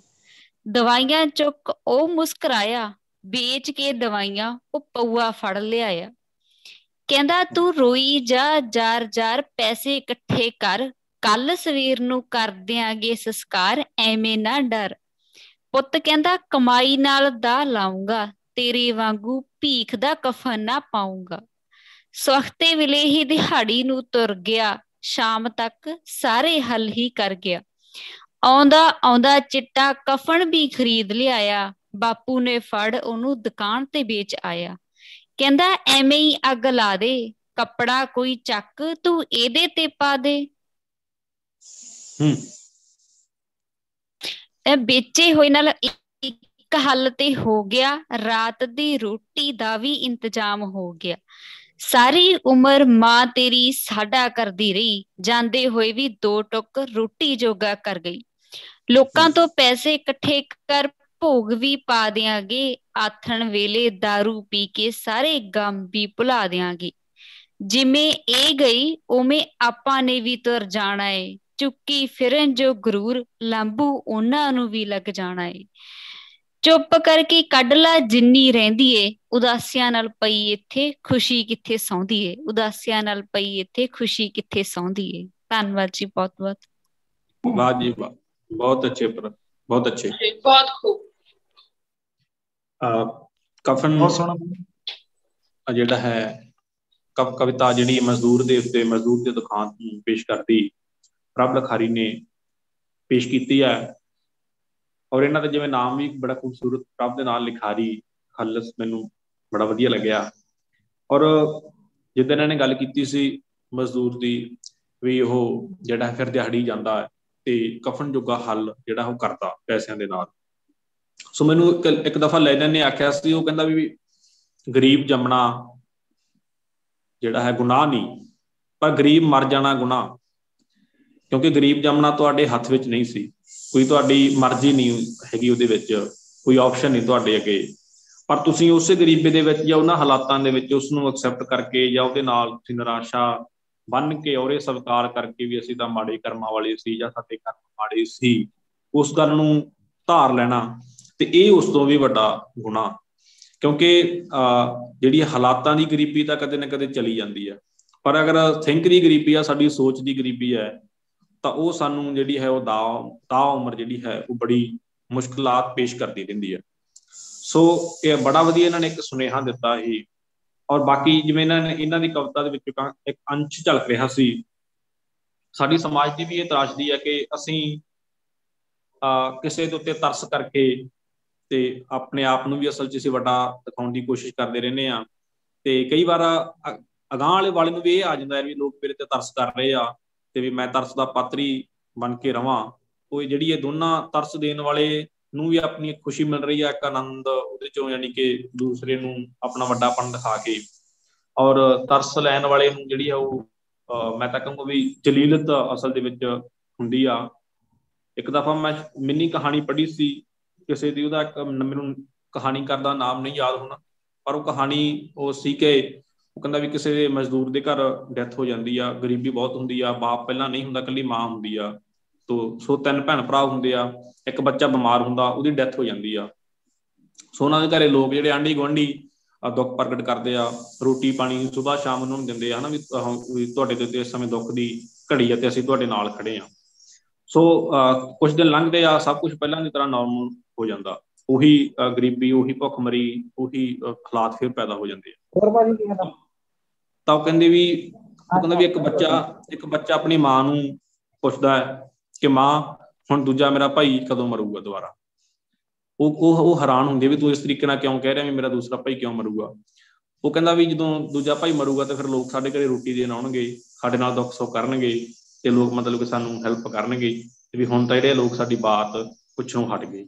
ਸੋ ਇਹ ਵਾਕਈ ਤੁਹਾਡੀ ਕਵਿਤਾ ਦੇ ਵਿੱਚ ਜਿਹੜੇ ਦੋਨੇ ਸੱਚ ਝਲਕ ਵੇਖਣ ਨੂੰ ਮਿਲੇ, ਇਹ ਵਾਕਈ ਇਹ ਹੈਗੀ, ਇਹ ਗੱਲਾਂ ਬਹੁਤ ਮਹੱਤਵਪੂਰਨ ਹੈ ਕਿ ਮਜ਼ਦੂਰ ਨੂੰ ਵੀ ਆਪਣੇ ਹਾਲਤ ਸੁਧਾਰਨ ਲਈ ਉਪਰਾਲੇ ਕਰਨੇ ਚਾਹੀਦੇ ਆ, ਔਰ ਸਾਨੂੰ ਵੀ ਜਿਹੜੀ ਇੱਕ ਝੂਠੀ ਹਮਦਰਦੀ ਨਹੀਂ ਉਸਦੇ ਨਾਲ ਪ੍ਰਗਟ ਕਰਨੀ ਚਾਹੀਦੀ, ਔਰ ਉਸਦੀ ਸੱਚੇ ਦਿਲੋਂ ਜਿਹੜੀ ਹੈ ਉਹ ਮਦਦ ਜਿਹੜੀ ਉਹ ਕਰਨੀ ਚਾਹੀਦੀ ਹੈ।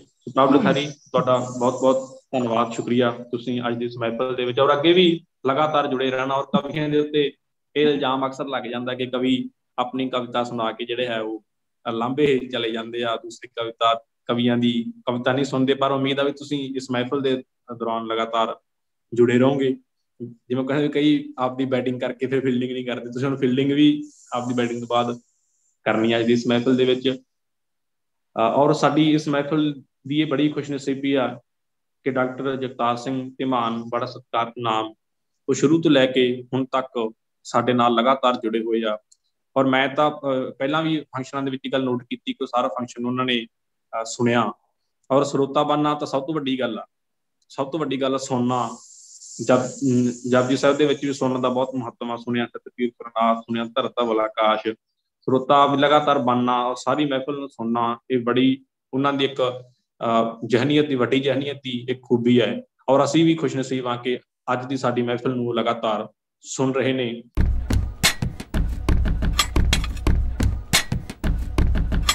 ਉਸ ਤੋਂ ਅੱਗੇ ਮੈਂ ਅਗਰ ਅੱਗੇ ਦਾ ਸਫ਼ਰ ਚੱਲਣਾ ਤਾਂ ਸੋਮਪਾਲ ਜੀ ਸਾਡੇ ਨਾਲ ਜੁੜੇ ਹੋਏ ਨੇ ਲਗਾਤਾਰ। ਮੈਂ ਉਹਨਾਂ ਨੂੰ ਗੁਜ਼ਾਰਿਸ਼ ਕਰਾਂਗਾ ਕਿ ਉਹ ਸਭ ਤੋਂ ਪਹਿਲਾਂ ਤਾਂ ਆਪਣਾ ਇੱਕ ਤਾਰੁਫ ਸਾਡੇ ਅੱਜ ਦੇ ਦੋਸਤਾਂ ਦੇ ਨਾਲ ਕਰਵਾਉਣ, ਔਰ ਉਸ ਤੋਂ ਬਾਅਦ ਕੋਈ ਆਪਣੀ ਅਗਰ ਕਾਵ ਰਚਨਾ ਰੱਖਣੀ ਚਾਹੁੰਦੇ ਹੋਣ ਔਰ ਜਾਂ ਮਜ਼ਦੂਰਾਂ ਦੇ ਬਾਰੇ ਕੋਈ ਵਿਚਾਰ ਪੇਸ਼ ਕਰਨ ਤਾਂ ਉਹਨਾਂ ਨੂੰ ਮੈਂ ਦਾਵਤ ਸੁਖਨ ਦਿੰਦਾ। ਸੋਮਪਾਲ ਜੀ ਅੱਜ ਦੀ ਇਸ ਮਹਿਫਲ ਦੇ ਵਿੱਚ ਤਸ਼ਰੀਫ ਰੱਖਣ। ਧੰਨਵਾਦ ਵੀਰੇ। ਸਭ ਤੋਂ ਪਹਿਲਾਂ ਮੈਡਮ ਜਸਪ੍ਰੀਤ ਕੌਰ ਤੇ ਜਗਤਾਰ ਸਰ ਨੂੰ ਸਤਿ ਸ਼੍ਰੀ ਅਕਾਲ ਜੀ। ਬਾਕੀ ਸਾਰੇ ਮਿੱਤਰਾਂ ਨੂੰ ਸਤਿ ਸ਼੍ਰੀ ਅਕਾਲ। ਮੈਂ ਸੋਮਪਾਲ ਪਾਲੀ ਕ੍ਰੀਏਟਿਵ ਰਾਈਟਰ ਗਰੁੱਪ ਵਿੱਚੋਂ ਮੈਂ ਸਰਹੰਦ ਬਤੌਰ ETD ਅਧਿਆਪਕ ਕੰਮ ਕਰਦਾ ਜੀ। ਮੈਂ ਇਸ ਤੋਂ ਪਹਿਲਾਂ ਮੈਂ ਆਪਣੀ ਮੀਟ ਕਰਕੇ ਤੇ ਬਾਅਦ ਮੈਂ ਹੁਣ ਜੁਆਇਨ ਕੀਤਾ। ਵੈਸੇ ਹੀ ਮੈਨੂੰ ਪਤਾ ਨਹੀਂ ਸੀ ਵੀ ਅੱਜ ਦਾ ਟੌਪਿਕ ਕੀ ਸੀ। ਕਿਰਤੀ ਕੰਮ ਹੈ ਇੱਕ ਮੇਰੀ ਛੋਟੀ ਜਿਹੀ ਲਿਖਤ ਹੈ, ਉਹ ਮੈਂ ਤੁਹਾਨੂੰ ਜ਼ਰੂਰ ਸੁਣਾਊਂਗਾ ਜੀ। ਜਸਪ੍ਰੀਤ ਕੌਰ ਹਲਕ ਜੀ ਤੋਂ ਇਜਾਜ਼ਤ ਚਾਹੂੰਗਾ। ਤੇ ਅੱਜ ਜਿਹੜੀ ਕਵਿਤਾ, ਜਿਹੜੀ ਛੋਟੀ ਜਿਹੀ ਕਵਿਤਾ ਹੈ ਕਿਰਤੀ ਕੰਮੇ, ਉਹਦੀਆਂ ਥੋੜੀਆਂ ਲਾਈਨਾਂ ਤੁਹਾਨੂੰ ਜ਼ਰੂਰ ਸੁਣਾਉਂਦਾ। ਇਹ ਲੋਕ ਜੋ ਥੱਕੇ ਹਾਰੇ ਨੇ, ਇਹ ਲੋਕ ਜੋ ਥੱਕੇ ਹਾਰੇ ਨੇ, ਸਭ ਬੇਵਸੀ ਦੇ ਮਾਰੇ ਨੇ। ਇਹ ਲੋਕ ਜੋ ਥੱਕੇ ਹਾਰੇ ਨੇ, ਸਭ ਬੇਵਸੀ ਦੇ ਮਾਰੇ ਨੇ। ਇਹ ਮਿਹਨਤੀ ਕਿਰਤੀ ਕਾਮੇ ਜੋ ਦਿਨ ਰਾਤ ਦੁੱਖਾਂ ਨਾਲ ਘੁਲਦੇ ਨੇ, ਲੱਖਾਂ ਘਰ ਰੋਸ਼ਨ ਕਰਦੇ ਨੇ, ਖੁਦ ਹਨੇਰਿਆਂ ਦੇ ਵਿੱਚ ਰੁਲਦੇ ਨੇ। ਕਿੰਜ ਹੱਸ ਕੇ ਜ਼ਿੰਦਗੀ ਜੀ ਲੈਂਦੇ, ਨਾ ਕਲਮ ਮੇਰੀ ਇਹ ਕਹਿ ਪਾਵੇ, ਪਾਲੀਏ ਦੁੱਖ ਬੇਸ਼ੁਮਾਰ ਜਿਹੜੇ ਕੋਈ ਜਿਗਰੇ ਵਾਲਾ ਹੀ ਸਹਿ ਪਾਵੇ। ਪਾਲੀਏ ਦੁੱਖ ਬੇਸ਼ੁਮਾਰ ਜਿਹੜੇ ਕੋਈ ਜਿਗਰੇ ਵਾਲਾ ਹੀ ਸਹਿ ਪਾਵੇ। ਧੰਨਵਾਦ। ਇਹ ਜਿਹੜੀ ਕਵਿਤਾ ਮੇਰੀ ਕਿਰਤੀ ਕਾਮੇ ਮਜ਼ਦੂਰਾਂ ਦੇ ਜੀ। ਸੋਮਪਾਲ ਜੀ ਬਹੁਤ ਬਹੁਤ ਸ਼ੁਕਰੀਆ ਤੁਹਾਡਾ ਕਿ ਤੁਸੀਂ ਲਗਾਤਾਰ ਸੁਣ ਵੀ ਰਹੇ ਹੋ ਔਰ ਮਜ਼ਦੂਰਾਂ ਦੇ ਬਾਰੇ ਵੀ ਤੁਸੀਂ ਆਪਣੀਆਂ ਭਾਵਨਾਵਾਂ ਜਿਹੜੀਆਂ ਉਹ ਪ੍ਰਗਟ ਕੀਤੀਆਂ। ਔਰ ਮੈਂ ਜਿਵੇਂ ਪਹਿਲਾਂ ਵੀ ਮਹਿਫਲ ਦੇ ਵਿੱਚ ਮਹਿਫਲ ਦੀ ਸ਼ੁਰੂਆਤ ਦੇ ਵਿੱਚ ਗੱਲ ਆਖੀ ਸੀ, ਜਿਵੇਂ ਤੁਸੀਂ ਗੱਲ ਕੀਤੀ ਵੀ ਮਜ਼ਦੂਰਾਂ ਕੋਲ ਜੇਰੇ ਨੂੰ ਸਲਾਮ ਕਰਨੀ ਬਣਦੀ ਆ। ਵਾਕਈ ਵਾਕਈ ਸਲਾਮ ਕਰਨੀ ਬਣਦੀ ਆ। ਕੁਦਰਤ ਨੂੰ ਵੀ ਸਲਾਮ ਕਰਨੀ ਬਣਦੀ ਆ ਵੀ ਉਹਨਾਂ ਨੇ ਜਿਹੜਾ ਜੇਰਾ ਉਸ ਨੂੰ ਪ੍ਰਦਾਨ ਕੀਤਾ ਹੈ। ਕੁਦਰਤ ਦੀ ਵੀ ਇਹ ਇੱਕ ਖੂਬਸੂਰਤੀ ਹੈ। ਮੈਨੂੰ ਤਾਂ ਲੱਗਦਾ ਹੁੰਦਾ ਹੈ ਵੀ ਉਹ ਜਿਸ ਤਰੀਕੇ ਦੇ ਨਾਲ ਹਾਲਾਤ ਇਨਸਾਨ ਨੂੰ ਪੇਸ਼ ਕਰਦੀ ਆ, ਉਸ ਤਰੀਕੇ ਦੇ ਨਾਲ ਉਸਦਾ ਜੇਰਾ ਜਾਂ ਉਸਦੀ ਜਹਨੀਅਤ ਤਿਆਰ ਕਰ ਦਿੰਦੀ ਆ। ਪਹਿਲਾਂ ਕਈ ਬੱਚੇ ਅਸੀਂ ਵੇਖਦੇ ਹਾਂ ਯਤੀਮ ਹੁੰਦੇ ਆ, ਪਰ ਉਹ ਬੜੇ ਅੰਦਰੋਂ ਪਾਵਰਫੁਲ ਬੱਚੇ ਹੁੰਦੇ ਆ। ਉਹ ਆਪਣੀ ਜ਼ਿੰਦਗੀ ਦੇ ਵਿੱਚ ਉਹ ਜਿਹੜੀ ਹੈ ਨਹੀਂ ਛੋਟੀ ਮੋਟੀ ਗੱਲ ਤੇ ਘਬਰਾਉਂਦੇ। ਸੋ ਮਜ਼ਦੂਰਾਂ ਦਾ ਚਿਹਰਾ ਮੈਨੂੰ ਲੱਗਦਾ ਹੁੰਦਾ ਵੀ ਇਹ ਕੁਦਰਤ ਵੱਲੋਂ ਉਹਨਾਂ ਨੂੰ ਇੱਕ ਤੋਹਫਾ ਜਿਹੜੀ ਹੈ ਇਸ ਮੁਸ਼ਕਲਾਂ ਦੇ ਨਾਲ ਨਜਿੱਠਣ ਦੇ ਲਈ। ਸੋ ਸ਼ੁਕਰੀਆ ਤੁਹਾਡਾ ਫਿਰ ਤੋਂ ਮੈਂ ਧੰਨਵਾਦ ਕਰਦਾ। ਤੁਸੀਂ ਮਹਿਫਲ ਦੇ ਵਿੱਚ ਸਾਡੇ ਨਾਲ ਲਗਾਤਾਰ ਜੁੜੇ ਹੋਏ ਹੋ।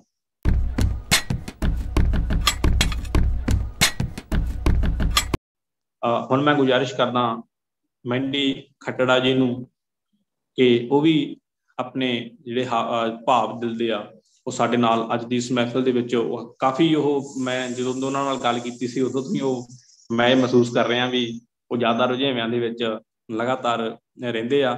ਸੋ ਇਹ ਵੀ ਰੁਝੇਵੇਂ ਤਾਂ ਵਾਕਈ ਕੰਮ ਇਸ ਤਰੀਕੇ ਦੇ ਹੋ ਚੁੱਕੇ ਆ, ਭਾਵੇਂ ਕਿੰਨਾ ਟੈਕਨੋਲੋਜੀ ਦਾ ਯੁੱਗ ਆ, ਪਰ ਫਿਰ ਵੀ ਪਤਾ ਨਹੀਂ ਕਿਉਂ ਮਨੁੱਖ ਭੀੜ ਦੇ ਵਿੱਚ ਤਨਹਾ ਔਰ ਵਿਹਲਾ ਹੁੰਦਾ ਹੋਇਆ ਕੰਮ ਜਾ। ਸੋ ਮੈਂ ਮੈਂਡੀ ਖੱਟੜਾ ਜੀ ਨੂੰ ਗੁਜ਼ਾਰਿਸ਼ ਕਰਦਾ ਵੀ ਫਿਰ ਵੀ ਜਿੰਨਾ ਸਮਾਂ ਉਹ ਸਾਨੂੰ ਦੇ ਪਾ ਰਹੇ ਆ, ਉਹਨਾਂ ਦੀ ਮਿਹਰਬਾਨੀ, ਉਹ ਵੀ ਅੱਜ ਦੀ ਇਸ ਮਹਿਫਲ ਦੇ ਵਿੱਚ ਆਪਣੀ ਹਾਜ਼ਰੀ ਲਗਾਉਣ। ਮੈਂਡੀ ਖੱਟੜਾ। ਫਿਰ ਮੈਂ ਅੱਜ ਦੇ ਜਿਹੜੇ ਮਾਹੌਲ ਦੇ ਨਾਲ ਲੇਬਰ ਦਾ ਜੇ ਟੌਪਿਕ ਚੱਲਦਾ, ਫਿਰ ਆਪਾਂ ਲੇਬਰ ਦੇ ਤੇ ਆਪਾਂ ਪ੍ਰੈਜ਼ੈਂਟ ਕਰਦੇ ਹਾਂ। ਇੱਥੇ ਲੇਬਰ ਮਜ਼ਦੂਰ ਪਹਿਲਾਂ ਤਾਂ ਮੈਂ ਪ੍ਰੈਜ਼ੈਂਟ ਕੀਤਾ ਵਾ ਲੇਬਰ ਜੋ ਕਿ ਮਤਲਬ ਕਰੋਨਾ ਕਾਲ ਦੇ ਵਿੱਚ ਜਿਵੇਂ ਸਾਰੇ ਹੀ ਇੱਕ ਤਰ੍ਹਾਂ ਲੇਬਰ, ਚਾਹੇ ਉਹ ਕਿਸੇ ਵੀ ਸਟਾਫ ਦੇ ਨੇ, ਨਰਸ ਨੇ, ਡਾਕਟਰ ਨੇ, ਪੁਲਿਸ ਆ, ਕੋਈ ਬੈਂਕ ਵਿੱਚ ਨੇ, ਮਤਲਬ ਸਾਰੇ ਹੀ ਲੇਬਰ ਦੇ ਵਿੱਚ ਆਉਂਦੇ ਨੇ। ਤਾਂ ਉਹਨਾਂ ਨੂੰ ਇੱਕ ਆਪਾਂ ਥੈਂਕ ਯੂ ਕਰਨਾ ਵਾ ਕਿਉਂਕਿ ਜਿਹੜੇ ਵੀ ਕਰੋਨਾ ਕਾਲ ਦੇ ਵਿੱਚ ਉਹਨਾਂ ਨੇ ਆਪਣਾ ਰੋਲ ਨਿਭਾਇਆ ਜੀ। ਕਹਿੰਦਾ ਦਿਲੋਂ ਸਲਾਮੀ ਪਾਉਣ ਲੱਗਾ ਹਾਂ, ਜਿਨ੍ਹਾਂ ਦੇ ਲਈ ਗਾਉਣ ਲੱਗਾ ਹਾਂ, ਜੋ ਲੜ ਰਹੇ ਨੇ ਸਾਡੀ ਖਾਤਰ, ਉਹਨਾਂ ਦੇਸ਼ ਦੀਆਂ ਤਕਦੀਰਾਂ ਨੂੰ। ਹੈਪੀ ਲੇਬਰ ਡੇ ਮੈਂ ਕਹਿੰਦਾ ਉਹਨਾਂ ਭੈਣਾਂ ਤੇ ਵੀਰਾਂ ਨੂੰ। ਜੀ ਜੀ। ਤੇ ਉਸ ਤੋਂ ਬਾਅਦ ਇਹਨਾਂ ਨੇ ਜੋ ਹੁਣ ਦੇਖ ਰਹੇ ਆਪਾਂ ਕਰੋਨਾ ਕਾਲ ਦੇ ਵਿੱਚ ਪੁਲਿਸ ਦਾ, ਆਰਮੀ ਦਾ ਜੋ ਰੋਲ ਨਿਭਾਇਆ ਜਾ ਰਿਹਾ ਐਜ਼ ਅ ਲੇਬਰ, ਤਾਂ ਕਹਿੰਦਾ ਹਰ ਥਾਂ ਤੇ ਤਾਇਨਾਤ ਖੜੇ ਜੋ, ਸਾਡੇ ਲਈ ਦਿਨ ਰਾਤ ਖੜੇ ਜੋ, ਭੁੱਲ ਗਏ ਜੋ ਪਰਿਵਾਰ ਵੀ ਆਪਣਾ, ਭਾਗ ਲੱਗਣ ਉਹਨਾਂ ਦੀਆਂ ਰੋਜ਼ੀਆਂ ਨੂੰ। ਹੈਪੀ ਲੇਬਰ ਡੇ ਮੈਂ ਕਹਿੰਦਾ ਪੁਲਿਸ ਵੀਰਾਂ ਤੇ ਫੌਜੀਆਂ ਨੂੰ ਜੀ। ਉਸ ਤੋਂ ਬਾਅਦ ਰੋਲ ਆ ਜਾਂਦਾ ਡਾਕਟਰ ਤੇ ਨਰਸਾਂ ਦਾ, ਤਾਂ ਅਹਿਮ ਰੋਲ ਆ ਜਾਂਦਾ, ਇੱਕ ਬਹੁਤ ਹੀ ਇੰਪੋਰਟੈਂਟ ਰੋਲ, ਜਿਨ੍ਹਾਂ ਨੇ ਆਪਣੀ ਸੇਵਾ, ਆਪਣੀ ਸਰਵਿਸ ਦਿੱਤੀਆਂ ਨੇ ਡਿਊ ਟੂ ਕੋਵਿਡ। ਤਾਂ ਉਹ ਕਹਿੰਦੇ ਨੇ ਵੀ ਕਹਿੰਦਾ ਰੱਬ ਬਣ ਕੇ ਜੋ ਮੂਹਰੇ ਆ ਗਏ, ਕਰੋਨਾ ਬਿਮਾਰੀ ਨੂੰ ਮਾਤ ਪਾ ਗਏ, ਜਾਨ ਕਲੀ ਤੇ ਰੱਖੀ ਬੈਠੇ ਜੋ, ਛੂ ਲੈਣਗੇ ਇੱਕ ਦਿਨ ਅਰਥਾਂ ਨੂੰ। ਹੈਪੀ ਲੇਬਰ ਡੇ ਮੈਂ ਕਹਿੰਦਾ ਡਾਕਟਰਾਂ ਤੇ ਨਰਸਾਂ ਨੂੰ। ਕਹਿੰਦਾ ਉਸ ਤੋਂ ਬਾਅਦ ਆਪਣੇ ਧਰਨਿਆਂ ਦੇ ਵਿੱਚ ਜਿਹੜੇ ਆਪਣੇ ਫਾਰਮਰਸ ਬੈਠੇ ਨੇ, ਕਹਿੰਦਾ ਮਿੱਟੀ ਨੂੰ ਜਿਸ ਨੇ ਬਦਲਿਆ ਸੋਨੇ ਵਿੱਚ, ਅੱਜ ਰੋ ਰਿਹਾ ਬੈਠ ਕੋਨੇ ਵਿੱਚ, ਰੋਟੀ ਤੋਂ ਸੀ ਵਾਂਝਾ ਬੈਠਾ, ਉਹਨਾਂ ਤੱਕ ਪਹੁੰਚ ਰਹੇ ਸੇਵਾਦਾਰਾਂ ਨੂੰ। ਹੈਪੀ ਲੇਬਰ ਡੇ ਮੈਂ ਕਹਿੰਦਾ ਦੇਸ਼ ਦੀਆਂ ਸਰਕਾਰਾਂ ਨੂੰ। ਹੈਪੀ ਲੇਬਰ ਡੇ ਮੈਂ ਕਹਿੰਦਾ ਦੇਸ਼ ਦੀਆਂ ਸਰਕਾਰਾਂ ਨੂੰ। ਜੀ ਸ਼ੁਕਰੀਆ ਮੰਡੀ ਜੀ। Thank you brother, thank you. ਤੁਸੀਂ ਆਪਣੀਆਂ ਦੁਆਵਾਂ ਜਿਹੜੀਆਂ ਉਹ ਸਮਾਜ ਦੇ ਵਿੱਚ ਲਗਾਤਾਰ ਕੰਮ ਕਰ ਰਹੇ ਸਾਰੀਆਂ ਸ਼ਖਸੀਅਤਾਂ ਨੂੰ ਅਰਪਿਤ ਕੀਤੀਆਂ, ਔਰ ਕਰਨੀਆਂ ਵੀ ਚਾਹੀਦੀਆਂ, ਕਿਉਂਕਿ ਮਨੁੱਖ ਸਮਾਜਿਕ ਪ੍ਰਾਣੀ ਆ, ਸਮਾਜ ਦੇ ਵਿੱਚ ਵਿਚਰਦੇ ਆ, ਉਸਨੂੰ ਹਰ ਤਬਕੇ ਦੇ ਲੋਕ ਜਿਹੜੀ ਹੈ ਲੋਕਾਂ ਦੀ ਸਹੂਲੀਅਤ ਦੀ ਲੋੜ ਰਹਿੰਦੀ ਹੈ। ਸੋ ਤੁਹਾਡਾ ਮਸ਼ਕੂਰ ਹਾਂ ਅਸੀਂ ਕਿ ਤੁਸੀਂ ਆਪਣੇ ਰੁਝੇਵੇਂ ਦੇ ਸਮੇਂ ਦੇ ਵਿੱਚੋਂ ਵੀ ਸਾਡੇ ਨਾਲ ਜੁੜੇ ਹੋਏ ਹੋ। ਸੋ ਹੁਣ ਆਪਾਂ ਇਸ ਮਹਿਫਲ ਨੂੰ ਅੱਗੇ ਲਿਜਾਂਦੇ ਹੋਏ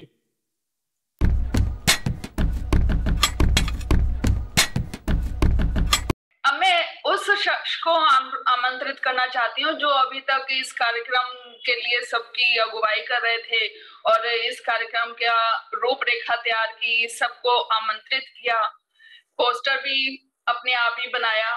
तो इस तरह का हावी देखने में कि इस तरह का जोशीलापन, गुरविंदर की प्रतिभा से तो मैं पहले ही वाकिफ थी। जब गुरविंदर ने मुझे दवड़ी खाना में साहित्य सभा में मुझे आमंत्रित किया था, पहले ही मुझे गुरविंदर की प्रतिभा के बारे में पता चल गया था। और जिस तरह से गुरविंदर का साहित्य के प्रति बहुत ज्यादा झुकाव है, रुझान है, और जिस तरह से आज बहुत ही अच्छे से मंच संचालन भी किया है, हर एक के बारे में बताना, उसके बाद उसकी कविता पर टिप्पणी करना मुझे बहुत अच्छा लगा। और मैं चाहूंगी कि आने वाले समय में भी गुरविंदर कविता कथा कारवां मंच की तरफ से मंच संचालन करें। तो बहुत बहुत दुआएं हैं गुरविंदर, और मैं चाहूंगी कि आप अपनी भी कविता से हमें सरशार करें। जी ਤੁਹਾਡਾ ਜਿਹੜਾ ਹੈ ਪਿਆਰ ਇਹ ਮੇਰੇ ਲਈ ਵਾਕਈ ਇੱਕ ਸਨਮਾਨ ਹੈ। ਔਰ ਸ਼ੁਰੂ ਦੇ ਵਿੱਚ ਮੈਨੂੰ ਵੀ ਇੰਝ ਪ੍ਰਤੀਤ ਹੋ ਰਿਹਾ ਸੀ ਵੀ ਪਤਾ ਨਹੀਂ ਇੱਕ ਸੈਸ਼ਨ ਵੀ ਆਪਾਂ ਪੂਰਾ ਕਰ ਸਕਾਂਗੇ ਜੇ ਨਾ ਵੀ ਪੂਰਾ ਹੋਊਗਾ।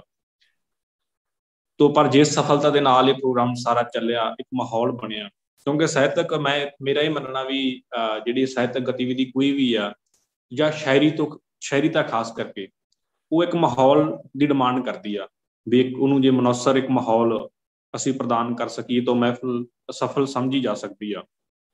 ਸੋ ਅੱਜ ਦੀ ਇਸ ਮਹਿਫਲ ਦੇ ਵਿੱਚ ਇੱਕ ਮਾਹੌਲ ਬਹੁਤ ਵਧੀਆ ਹੁਣ ਤੱਕ ਬਣਿਆ ਹੋਇਆ। ਔਰ ਡਾਕਟਰ ਸੁਰਜੀਤ ਪਾਤਰ ਦਾ ਇੱਕ ਸ਼ੇਰ ਵੀ ਹੈ ਕਿ ਉਹਨਾਂ ਨੇ ਕਿਹਾ ਸੀ, ਮੈਂ ਬਿਰਖ ਨੂੰ ਕਿਹਾ ਕੋਈ ਨਜ਼ਮ ਸੁਣਾ, ਡਾਲੀ ਡਾਲੀ ਚੋ ਪੁੰਗਰੇ ਹਰਫ ਹਰੇ। ਮੈਂ ਬਿਰਖ ਨੂੰ ਕਿਹਾ ਕੋਈ ਨਜ਼ਮ ਸੁਣਾ, ਡਾਲੀ ਡਾਲੀ ਚੋ ਪੁੰਗਰੇ ਹਰਫ ਹਰੇ। ਹੋਵੇ ਖੜਾਕ ਜੇ ਡਿੱਗੇ ਪੱਤਾ ਵੀ, ਐਸੀ ਚੁੱਪ ਹੈ ਤਾਂ ਬਿਰਖ ਅਰਜ ਕਰੇ। ਸੋ ਉਹਨਾਂ ਨੇ ਆਖਿਆ ਵੀ ਜੇ ਯਾਨੀ ਕਿ ਇੱਕ ਪੱਤਾ ਡਿੱਗੇ ਤੇ ਪੱਤੇ ਦਾ ਵੀ ਖੜਾਕ ਜਦੋਂ ਸੁਣੇ ਤਾਂ ਯਾਨੀ ਕਿ ਇਸ ਤਰੀਕੇ ਦਾ ਮਾਹੌਲ ਸ਼ਾਇਰੀ ਦੇ ਲਈ ਬਣਨਾ ਚਾਹੀਦਾ। ਸੋ ਅੱਜ ਦੀ ਇਹ ਮਹਿਫਲ ਵਾਕਈ ਉਸ ਮਾਹੌਲ ਨੂੰ ਬਣਾਉਣ ਦੇ ਵਿੱਚ ਸਫਲ ਰਹੀ ਹੈ। ਸੋ ਮੈਂ ਹੁਣ ਆਪਣੀ ਇੱਕ ਜਿਵੇਂ ਪਹਿਲਾਂ ਮਜ਼ਦੂਰਾਂ ਦੇ ਉੱਤੇ ਆਪਾਂ ਅੱਜ ਦਾ ਦਿਨ ਖਾਸ ਤੌਰ ਦੇ ਉੱਤੇ ਉਹਨਾਂ ਨੂੰ ਇਹ ਸਮਰਪਿਤ ਕੀਤਾ ਹੈ। ਸੋ ਮਜ਼ਦੂਰਾਂ ਦੇ ਹਵਾਲੇ ਤੋਂ ਮੈਂ ਇੱਕ ਗਜ਼ਲ ਦੇ ਚੰਦ ਇਸ਼ਾਰ ਤੁਹਾਡੇ ਸਾਹਮਣੇ ਪੇਸ਼ ਕਰਦਾ ਔਰ ਉਸ ਤੋਂ ਬਾਅਦ ਮੈਂ ਇੱਕ ਮੁਕੰਮਲ ਗਜ਼ਲ ਪੇਸ਼ ਕਰਾਂਗਾ। ਸੋ ਗਜ਼ਲ ਦਾ ਮਤਲਬ ਹੈ ਕਿ ਕੰਮੀ ਦੇ ਘਰ ਪੁੱਤਰ ਜੰਮਿਆ, ਸ਼ਾਹਾਂ ਖੁਸ਼ੀ ਮਨਾਈਏ। ਵਾਹ। ਕਿ ਕੰਮੀ ਦੇ ਘਰ ਪੁੱਤਰ ਜੰਮਿਆ, ਸ਼ਾਹਾਂ ਖੁਸ਼ੀ ਮਨਾਈਏ। ਸੋਚਣ ਸਾਡੇ ਬੱਚਿਆਂ ਦਾ ਇਹ ਜੰਮਦਾ ਹੀ ਕਰਜਾਈਏ। ਵਾਹ ਜੀ ਵਾਹ। ਕਿ ਕੰਮੀ ਦੇ ਘਰ ਪੁੱਤਰ ਜੰਮਿਆ, ਸ਼ਾਹਾਂ ਖੁਸ਼ੀ ਮਨਾਈਏ। ਸੋਚਣ ਸਾਡੇ ਬੱਚਿਆਂ ਦਾ ਇਹ ਜੰਮਦਾ ਹੀ ਕਰਜਾਈਏ। ਤੋ ਸ਼ੇਰੇ ਕੇ ਧੁੱਪਾਂ ਦੇ ਵਿੱਚ ਆਪਣੇ ਤਨ ਨੂੰ ਆਟੇ ਵਾਂਗੂ ਗੁੰਨਿਆ ਏ।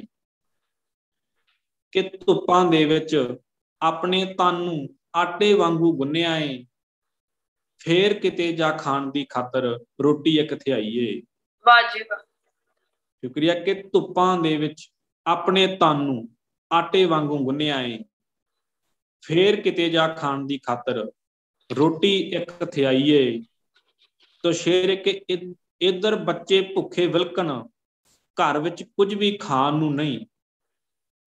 ਕਿ ਇੱਧਰ ਬੱਚੇ ਭੁੱਖੇ ਵਿਲਕਣ, ਘਰ ਵਿੱਚ ਕੁਝ ਵੀ ਖਾਣ ਨੂੰ ਨਹੀਂ।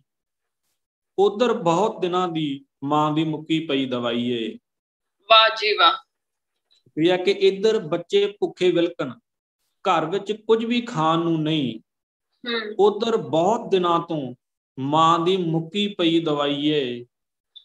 ਤੋ ਸ਼ੇਰੇ ਕੇ ਸ਼ਾਲਾ, ਸ਼ੁਕਰੀਆ ਜੀ। ਕਿ ਇੱਧਰ ਬਹੁਤ ਦਿਨਾਂ ਤੋਂ ਮਾਂ ਦੀ ਮੁੱਕੀ ਪਈ ਦਵਾਈ ਏ।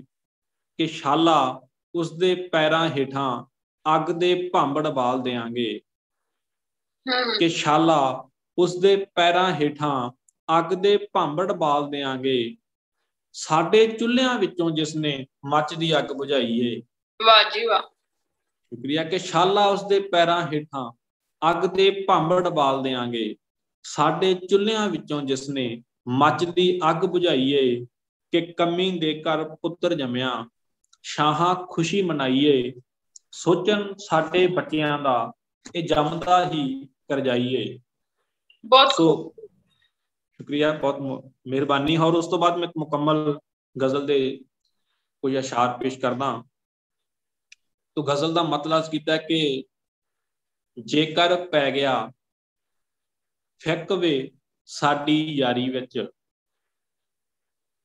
ਕਿ ਜੇਕਰ ਪੈ ਗਿਆ ਫਿੱਕ ਵੇ ਸਾਡੀ ਯਾਰੀ ਵਿੱਚ, ਕੁਝ ਨਹੀਂ ਚੰਗਾ ਲੱਗਣਾ ਦੁਨੀਆਦਾਰੀ ਵਿੱਚ। ਕਿ ਜੇਕਰ ਪੈ ਗਿਆ ਫਿੱਕ ਵੇ ਸਾਡੀ ਯਾਰੀ ਵਿੱਚ, ਜੇਕਰ ਪੈ ਗਿਆ ਫਿੱਕ ਵੇ ਸਾਡੀ ਯਾਰੀ ਵਿੱਚ, ਕੁਝ ਨਹੀਂ ਚੰਗਾ ਲੱਗਣਾ ਦੁਨੀਆਦਾਰੀ ਵਿੱਚ। ਕਿ ਖੌਰੇ ਕਿਸ ਦਿਨ ਮੌਤ ਨੇ ਆ ਕੇ ਲੈ ਜਾਣਾ ਹੈ। ਕਿ ਖੌਰੇ ਕਿਸ ਦਿਨ ਮੌਤ ਨੇ ਆ ਕੇ ਲੈ ਜਾਣਾ ਹੈ। ਓਏ ਮੂਰਖ ਬੰਦਿਆ ਹੁਣ ਤੋਂ ਹੀ ਰਹਿ ਤਿਆਰੀ ਵਿੱਚ। ਸ਼ੁਕਰੀਆ। ਕਿ ਜੇਕਰ ਪੈ ਗਿਆ ਫਿੱਕ ਵੇ ਸਾਡੀ ਯਾਰੀ ਵਿੱਚ, ਕੁਝ ਨਹੀਂ ਚੰਗਾ ਲੱਗਣਾ ਦੁਨੀਆਦਾਰੀ ਵਿੱਚ।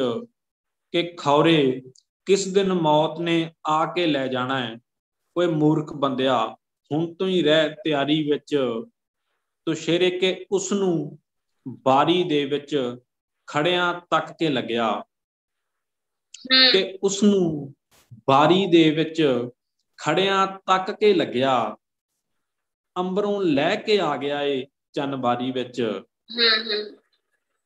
ਕਿ ਉਸਨੂੰ ਬਾਰੀ ਦੇ ਵਿੱਚ ਖੜਿਆਂ ਤੱਕ ਕੇ ਲੱਗਿਆ। ਅੰਬਰੋਂ ਲੈ ਕੇ ਆ ਗਿਆ ਏ ਚੰਨ ਬਾਰੀ ਵਿੱਚ।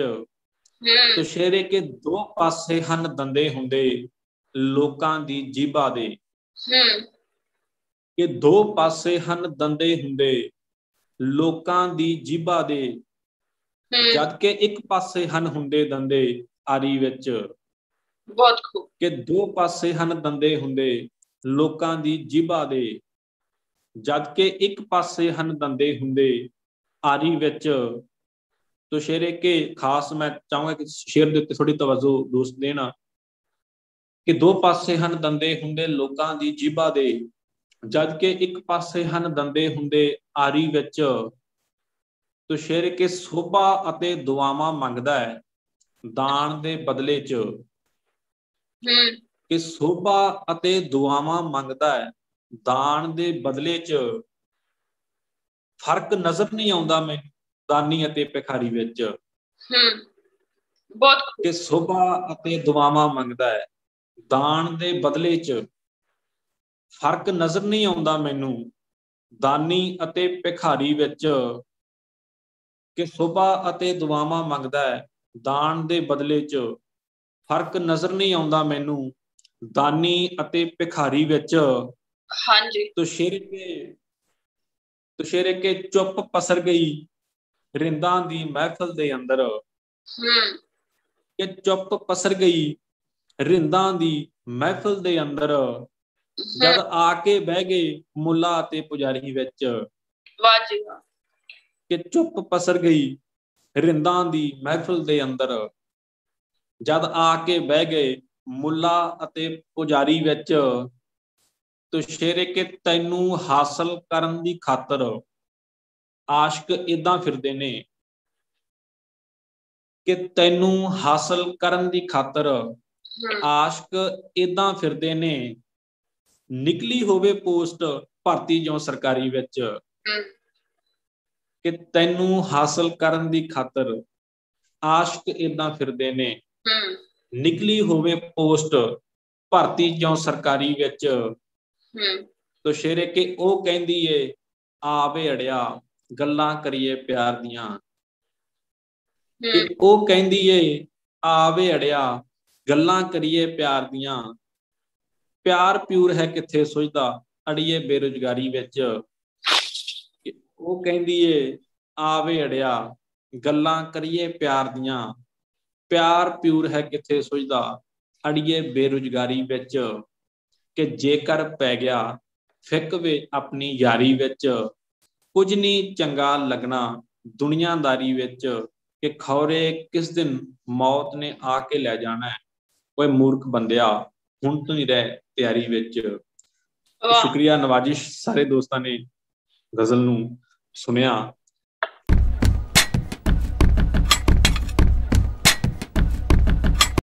ਸੋ ਹੁਣ ਮੈਂ ਬੜੇ ਹੀ ਅਦਬ ਦੇ ਨਾਲ ਇਹ ਗੁਜ਼ਾਰਿਸ਼ ਕਰਦਾ,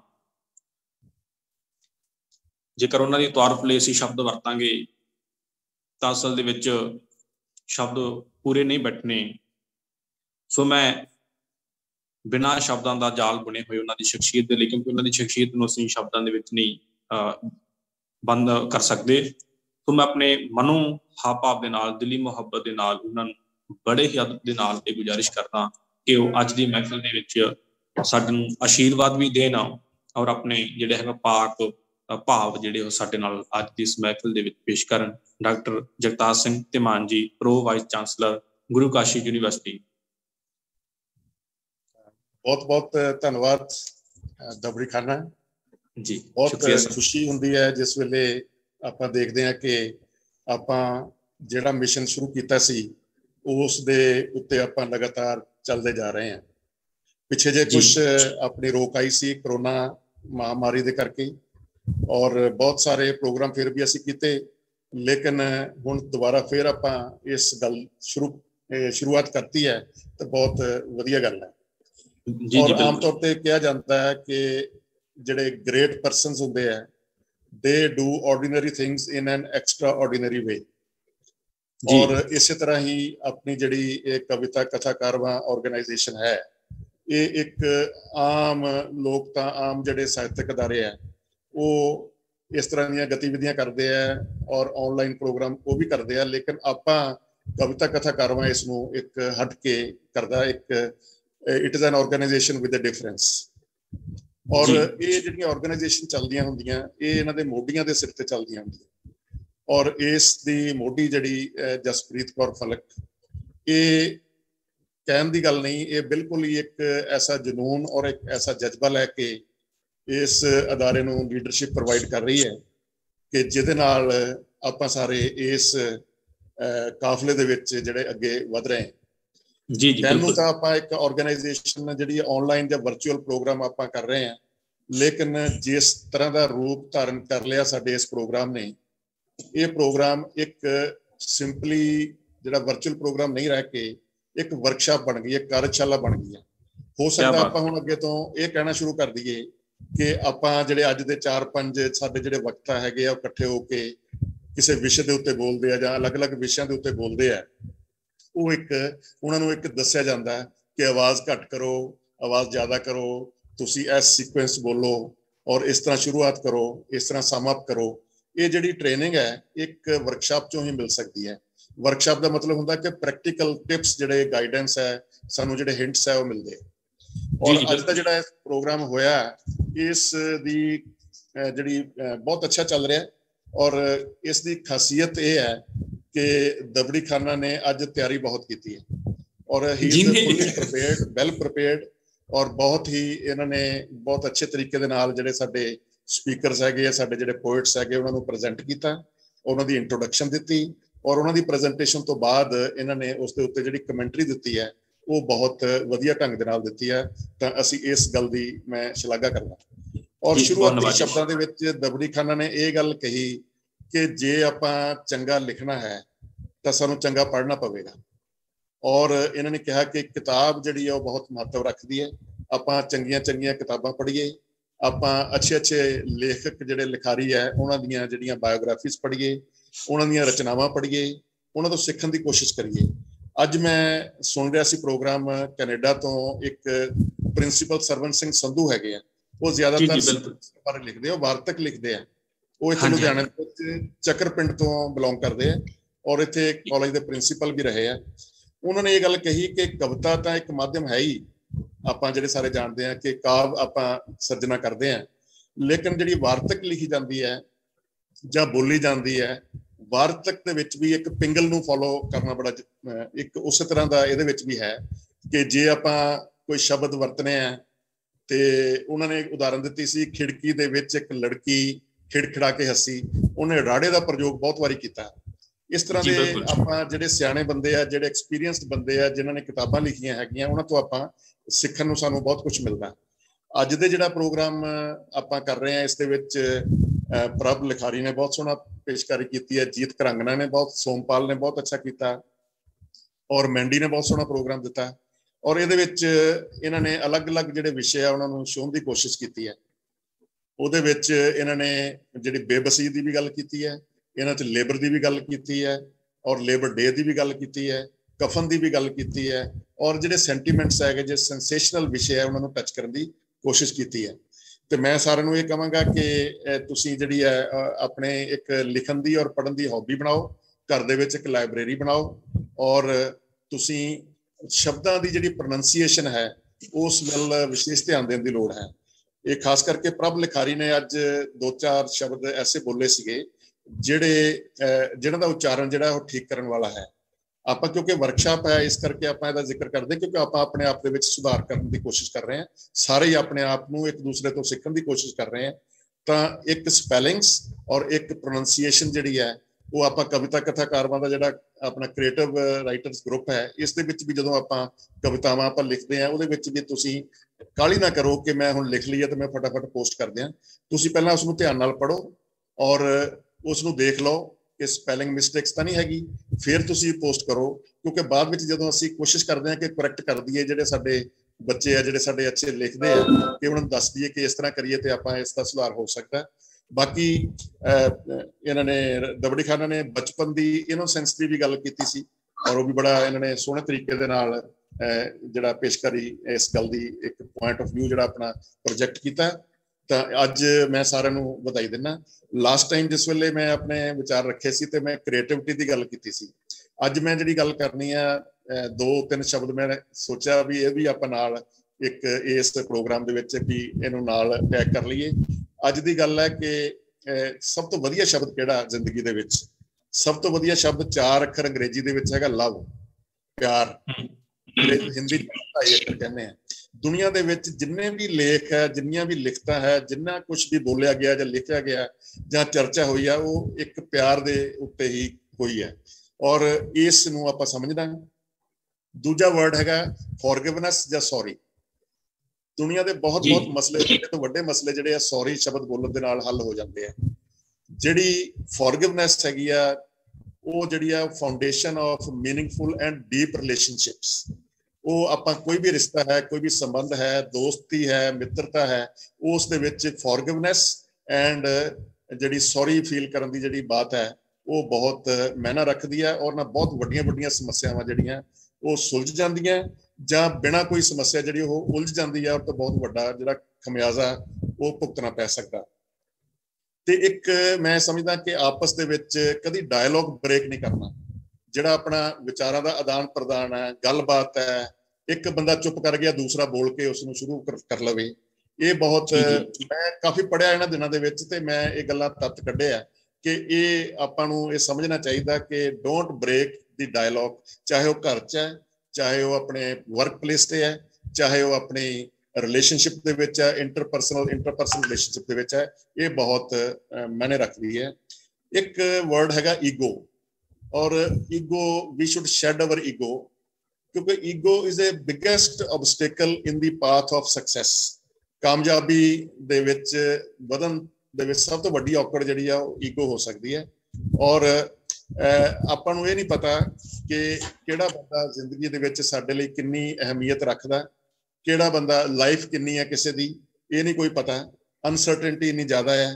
ਕੋਵਿਡ ਪੀਰੀਅਡ ਚੋਂ ਆਪਾਂ ਪੈਂਡੈਮਿਕ ਚੋਂ ਲੰਘ ਰਹੇ ਹਾਂ, ਬਾਰ-ਬਾਰ ਆਪਾਂ ਕਵਿਤਾਵਾਂ ਪੜ੍ਹਦੇ ਹਾਂ, ਆਪਾਂ ਇਸ ਗੱਲ ਦੇ ਉੱਤੇ ਜ਼ੋਰ ਦਿੰਦੇ ਹਾਂ ਕਿ ਆਪਾਂ ਇੱਕ ਦੂਸਰੇ ਦੇ ਨਾਲ ਜਿਹੜਾ ਹੈਗਾ ਨਫ਼ਰਤਾਂ ਉਸਨੂੰ ਦੂਰ ਵਧਾਈਏ, ਪਿਆਰ ਨੂੰ ਅੱਗੇ ਤੋਰੀਏ।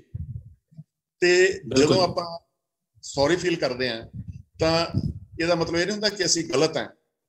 ਜੇ ਆਪਾਂ ਗਲਤ ਹਾਂ ਫਿਰ ਸੌਰੀ ਫੀਲ ਕਰ ਲੈਂਦੇ ਹਾਂ, ਫਿਰ ਆਪਾਂ ਮਤਲਬ ਬਹੁਤ ਓਨੈਸਟ ਹੈ, ਬਹੁਤ ਸਿੰਸੀਅਰ ਹੈ। ਤੇ ਜੇ ਆਪਾਂ ਗਲਤ ਨਹੀਂ ਆ, ਆਪਾਂ ਨੂੰ ਪਤਾ ਵੀ ਆਪਾਂ ਸਹੀ ਹੈ, ਫਿਰ ਵੀ ਅਗਰ ਆਪਾਂ ਸੌਰੀ ਫੀਲ ਕਰ ਦਿੰਦੇ ਹਾਂ, ਫਿਰ ਆ ਮਤਲਬ ਆ ਕਿ ਅਸੀਂ ਵਰਲਡਲੀ ਵਾਈਜ਼ ਹੈ, ਸਾਡੇ 'ਚ ਵਿਜ਼ਡਮ ਹੈਗਾ, ਤੇ ਅਸੀਂ ਆਪਾਂ ਜਿਹੜਾ ਰਿਲੇਸ਼ਨਸ਼ਿਪ ਹੈ ਉਸ ਦੀ ਇੰਨੀ ਵੈਲਿਊ ਕਰਦੇ ਹਾਂ ਔਰ ਉਸ ਨੂੰ ਅਸੀਂ ਮੇਨਟੇਨ ਕਰਦੇ ਹਾਂ, ਇੱਕ ਸਹੀ ਹੁੰਦਿਆਂ ਹੋਇਆਂ ਵੀ ਅਸੀਂ ਉਹ ਸਹੀ ਹੋਣ ਦੀ ਗੱਲ ਨੂੰ ਉਹਲੇ ਕਰਕੇ ਅਸੀਂ ਸੌਰੀ ਕਰਦੇ ਹਾਂ, ਤਾਂ ਕਿ ਸਾਡੀ ਰਿਲੇਸ਼ਨਸ਼ਿਪ ਨੂੰ ਕੋਈ ਆਂਚ ਨਾ ਆਵੇ। ਤਾਂ ਇਸ ਕਰਕੇ ਆਪਾਂ ਜਿਹੜਾ ਬੀਇੰਗ ਰਾਈਟ ਔਰ ਬੀਇੰਗ ਇਨ ਲਵ ਔਰ ਬੀਇੰਗ ਇਨ ਗੁੱਡ ਰਿਲੇਸ਼ਨਸ਼ਿਪ, ਇਸ ਚੀਜ਼ ਦੇ ਵਿੱਚੋਂ ਕਿਹੜੀ ਚੀਜ਼ ਨੂੰ ਚੁਣਨਾ ਹੈ ਉਹ ਤੁਹਾਡੇ ਉੱਤੇ ਡਿਪੈਂਡ ਕਰਦਾ। ਔਰ ਇਹਦੇ ਨਾਲ ਆਪਾਂ ਅਗਰ ਸੌਰੀ ਕਰ ਦਈਏ ਤੇ ਆਪਾਂ ਮੇਰੇ ਖਿਆਲ ਹੈ ਕਿ ਬਹੁਤ ਹੀ ਗੱਲ ਨੂੰ ਅੱਗੇ ਤੋਰ ਸਕਦੇ ਹਾਂ। ਔਰ ਰਿਲੀਜਨ ਦੀ ਗੱਲ ਆਪਾਂ ਕਰਦੇ ਹਾਂ, ਆਪਾਂ ਧਾਰਮਿਕ ਮਾਹੌਲ ਦੇ ਵਿੱਚ ਦੇਖਿਆ ਕਿ ਦੁਨੀਆ 'ਚ ਬਹੁਤ ਉਤਪਾਤ ਹੋ ਜਾਂਦੇ ਆ, ਬਹੁਤ ਝਗੜੇ ਹੁੰਦੇ ਆ, ਬਹੁਤ ਕਲੈਸ਼ਿਸ ਹੁੰਦੇ ਆ। ਲੋਕ ਕਲੈਸ਼ਿਸ ਕਿਉਂ ਕਰਦੇ ਆ ਕਿ ਈਗੋ, ਮੈਂ ਕਹਿੰਦਾ ਮੇਰਾ ਧਰਮ ਵਧੀਆ ਆ, ਉਹ ਕਹਿੰਦਾ ਉਹ ਮੇਰਾ ਧਰਮ ਵਧੀਆ ਆ। ਸਿਰਫ ਇਸੇ ਆੜ ਦੇ ਵਿੱਚ ਹੀ ਆਪਾਂ ਕਲੈਸ਼ਿਸ ਦੇ ਵਿੱਚ ਚੱਲ ਪੈਂਦੇ ਆ, ਤਾਂ ਵਿਕਟਮ ਹੋ ਜਾਂਦੇ ਆ ਲੋਕ ਇਸ ਈਗੋ ਦੇ, ਔਰ ਬੜੇ ਕਨਫਲਿਕਟਸ ਹੋ ਜਾਂਦੇ ਆ। ਤਾਂ ਇਸ ਕਰਕੇ ਮੈਜਿਕ ਵਰਡ ਜਿਹੜਾ ਸੌਰੀ ਆ ਉਸਨੂੰ ਆਪਾਂ ਅਪਣਾਈਏ। So if you say sorry, you value the passion, you value the person, you value the relationship। ਤਾਂ ਮੈਂ ਸਮਝਦਾ ਕਿ ਇੱਕ ਹਿਊਮੈਨਿਟੇਰੀਅਨ ਸਟੈਪ ਹੈ। ਇਸ ਵਾਸਤੇ ਆਪਾਂ ਨੂੰ ਇਸ ਗੱਲ ਦੀ ਮੇਰਾ ਮੈਸੇਜ ਜਿਹੜਾ ਅੱਜ ਦਾ ਇਹ ਹੋਵੇਗਾ, माफी मांगने से ये साबित कभी नहीं होता कि हम गलत हैं और दूसरा सही है। इसका मतलब रिश्ते को तरजीह देना होता है। कहते हैं माफी मांगने वाला छोटा या बड़ा नहीं होता, पर माफी देने वाला बहुत बड़ा होता है, उसका दिल बहुत बड़ा होता है। Too much ego will kill your talent।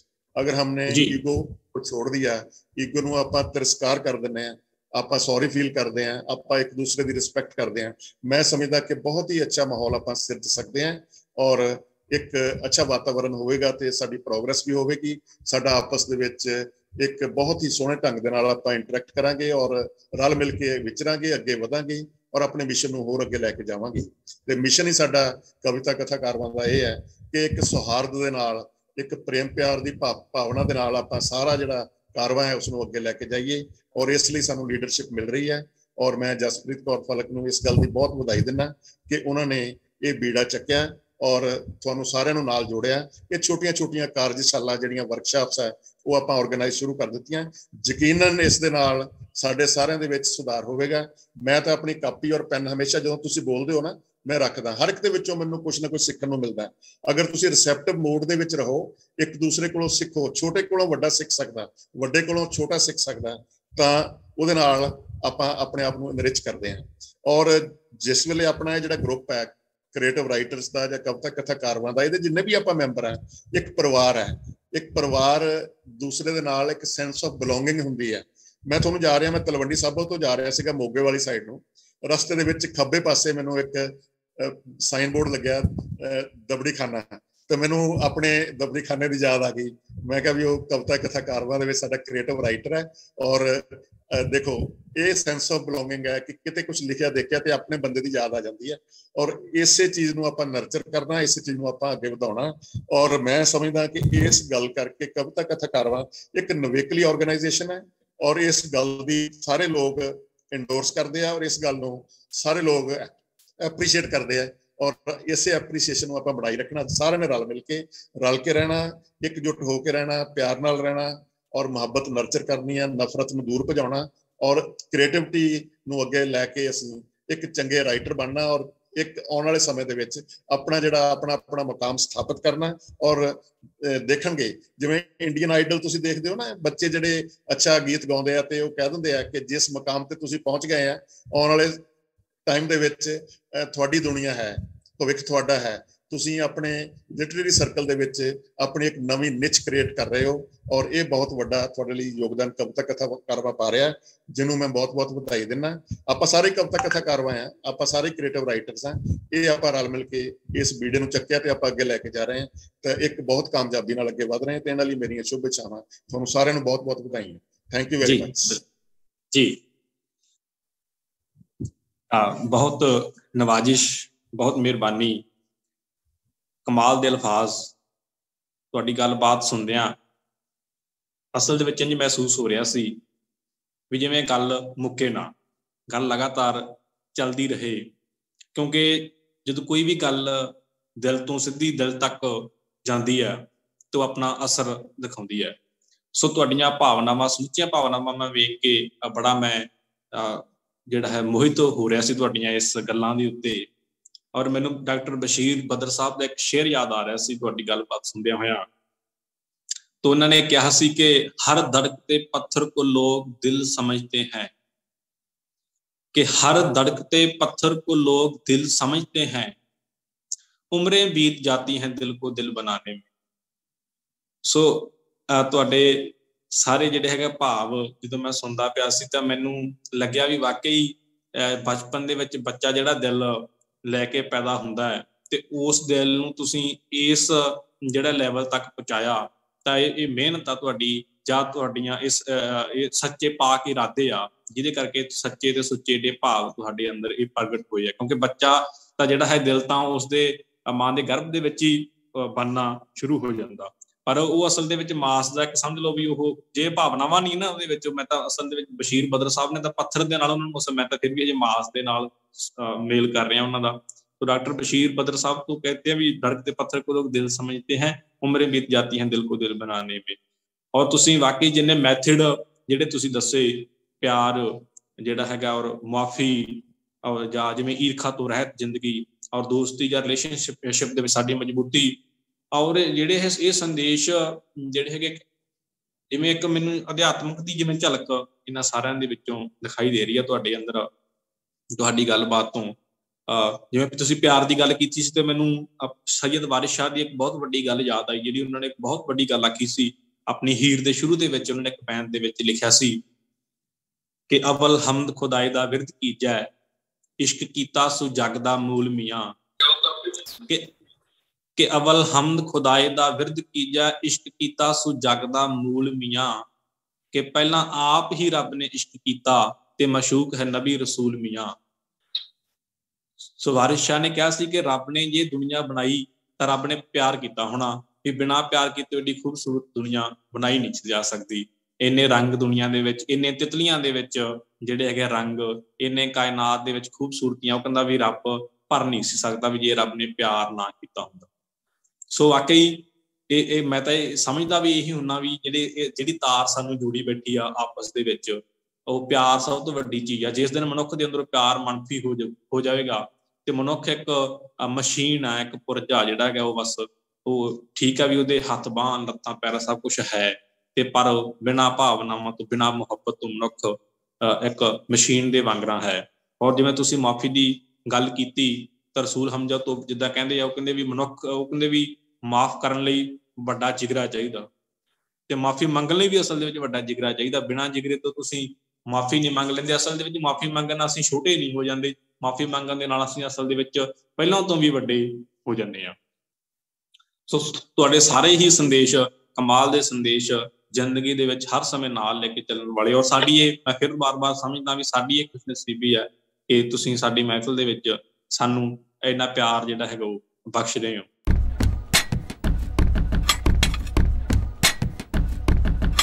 ਔਰ ਹੁਣ ਮੈਂ ਆਖਰ ਦੇ ਵਿੱਚ, ਜਿਵੇਂ ਉਹ ਕਹਿੰਦੇ ਹੁੰਦੇ ਆ, ਉਹ ਕਹਿੰਦੇ ਵੀ ਇੱਕ ਸਵਾਣੀ ਚੌਂਕੇ ਦੇ ਵਿੱਚ ਸਭ ਨੂੰ ਗਰਮ ਗਰਮ ਰੋਟੀ ਪਰੋਸਦੀ ਆ, ਪਰ ਆਖਰ ਦੇ ਵਿੱਚ ਠੰਡੀ ਰੋਟੀ ਉਹ ਜਿਹੜੀ ਆ ਉਹ ਸਵਾਣੀ ਦੇ ਹਿੱਸੇ ਆਉਂਦੀ ਹੈ।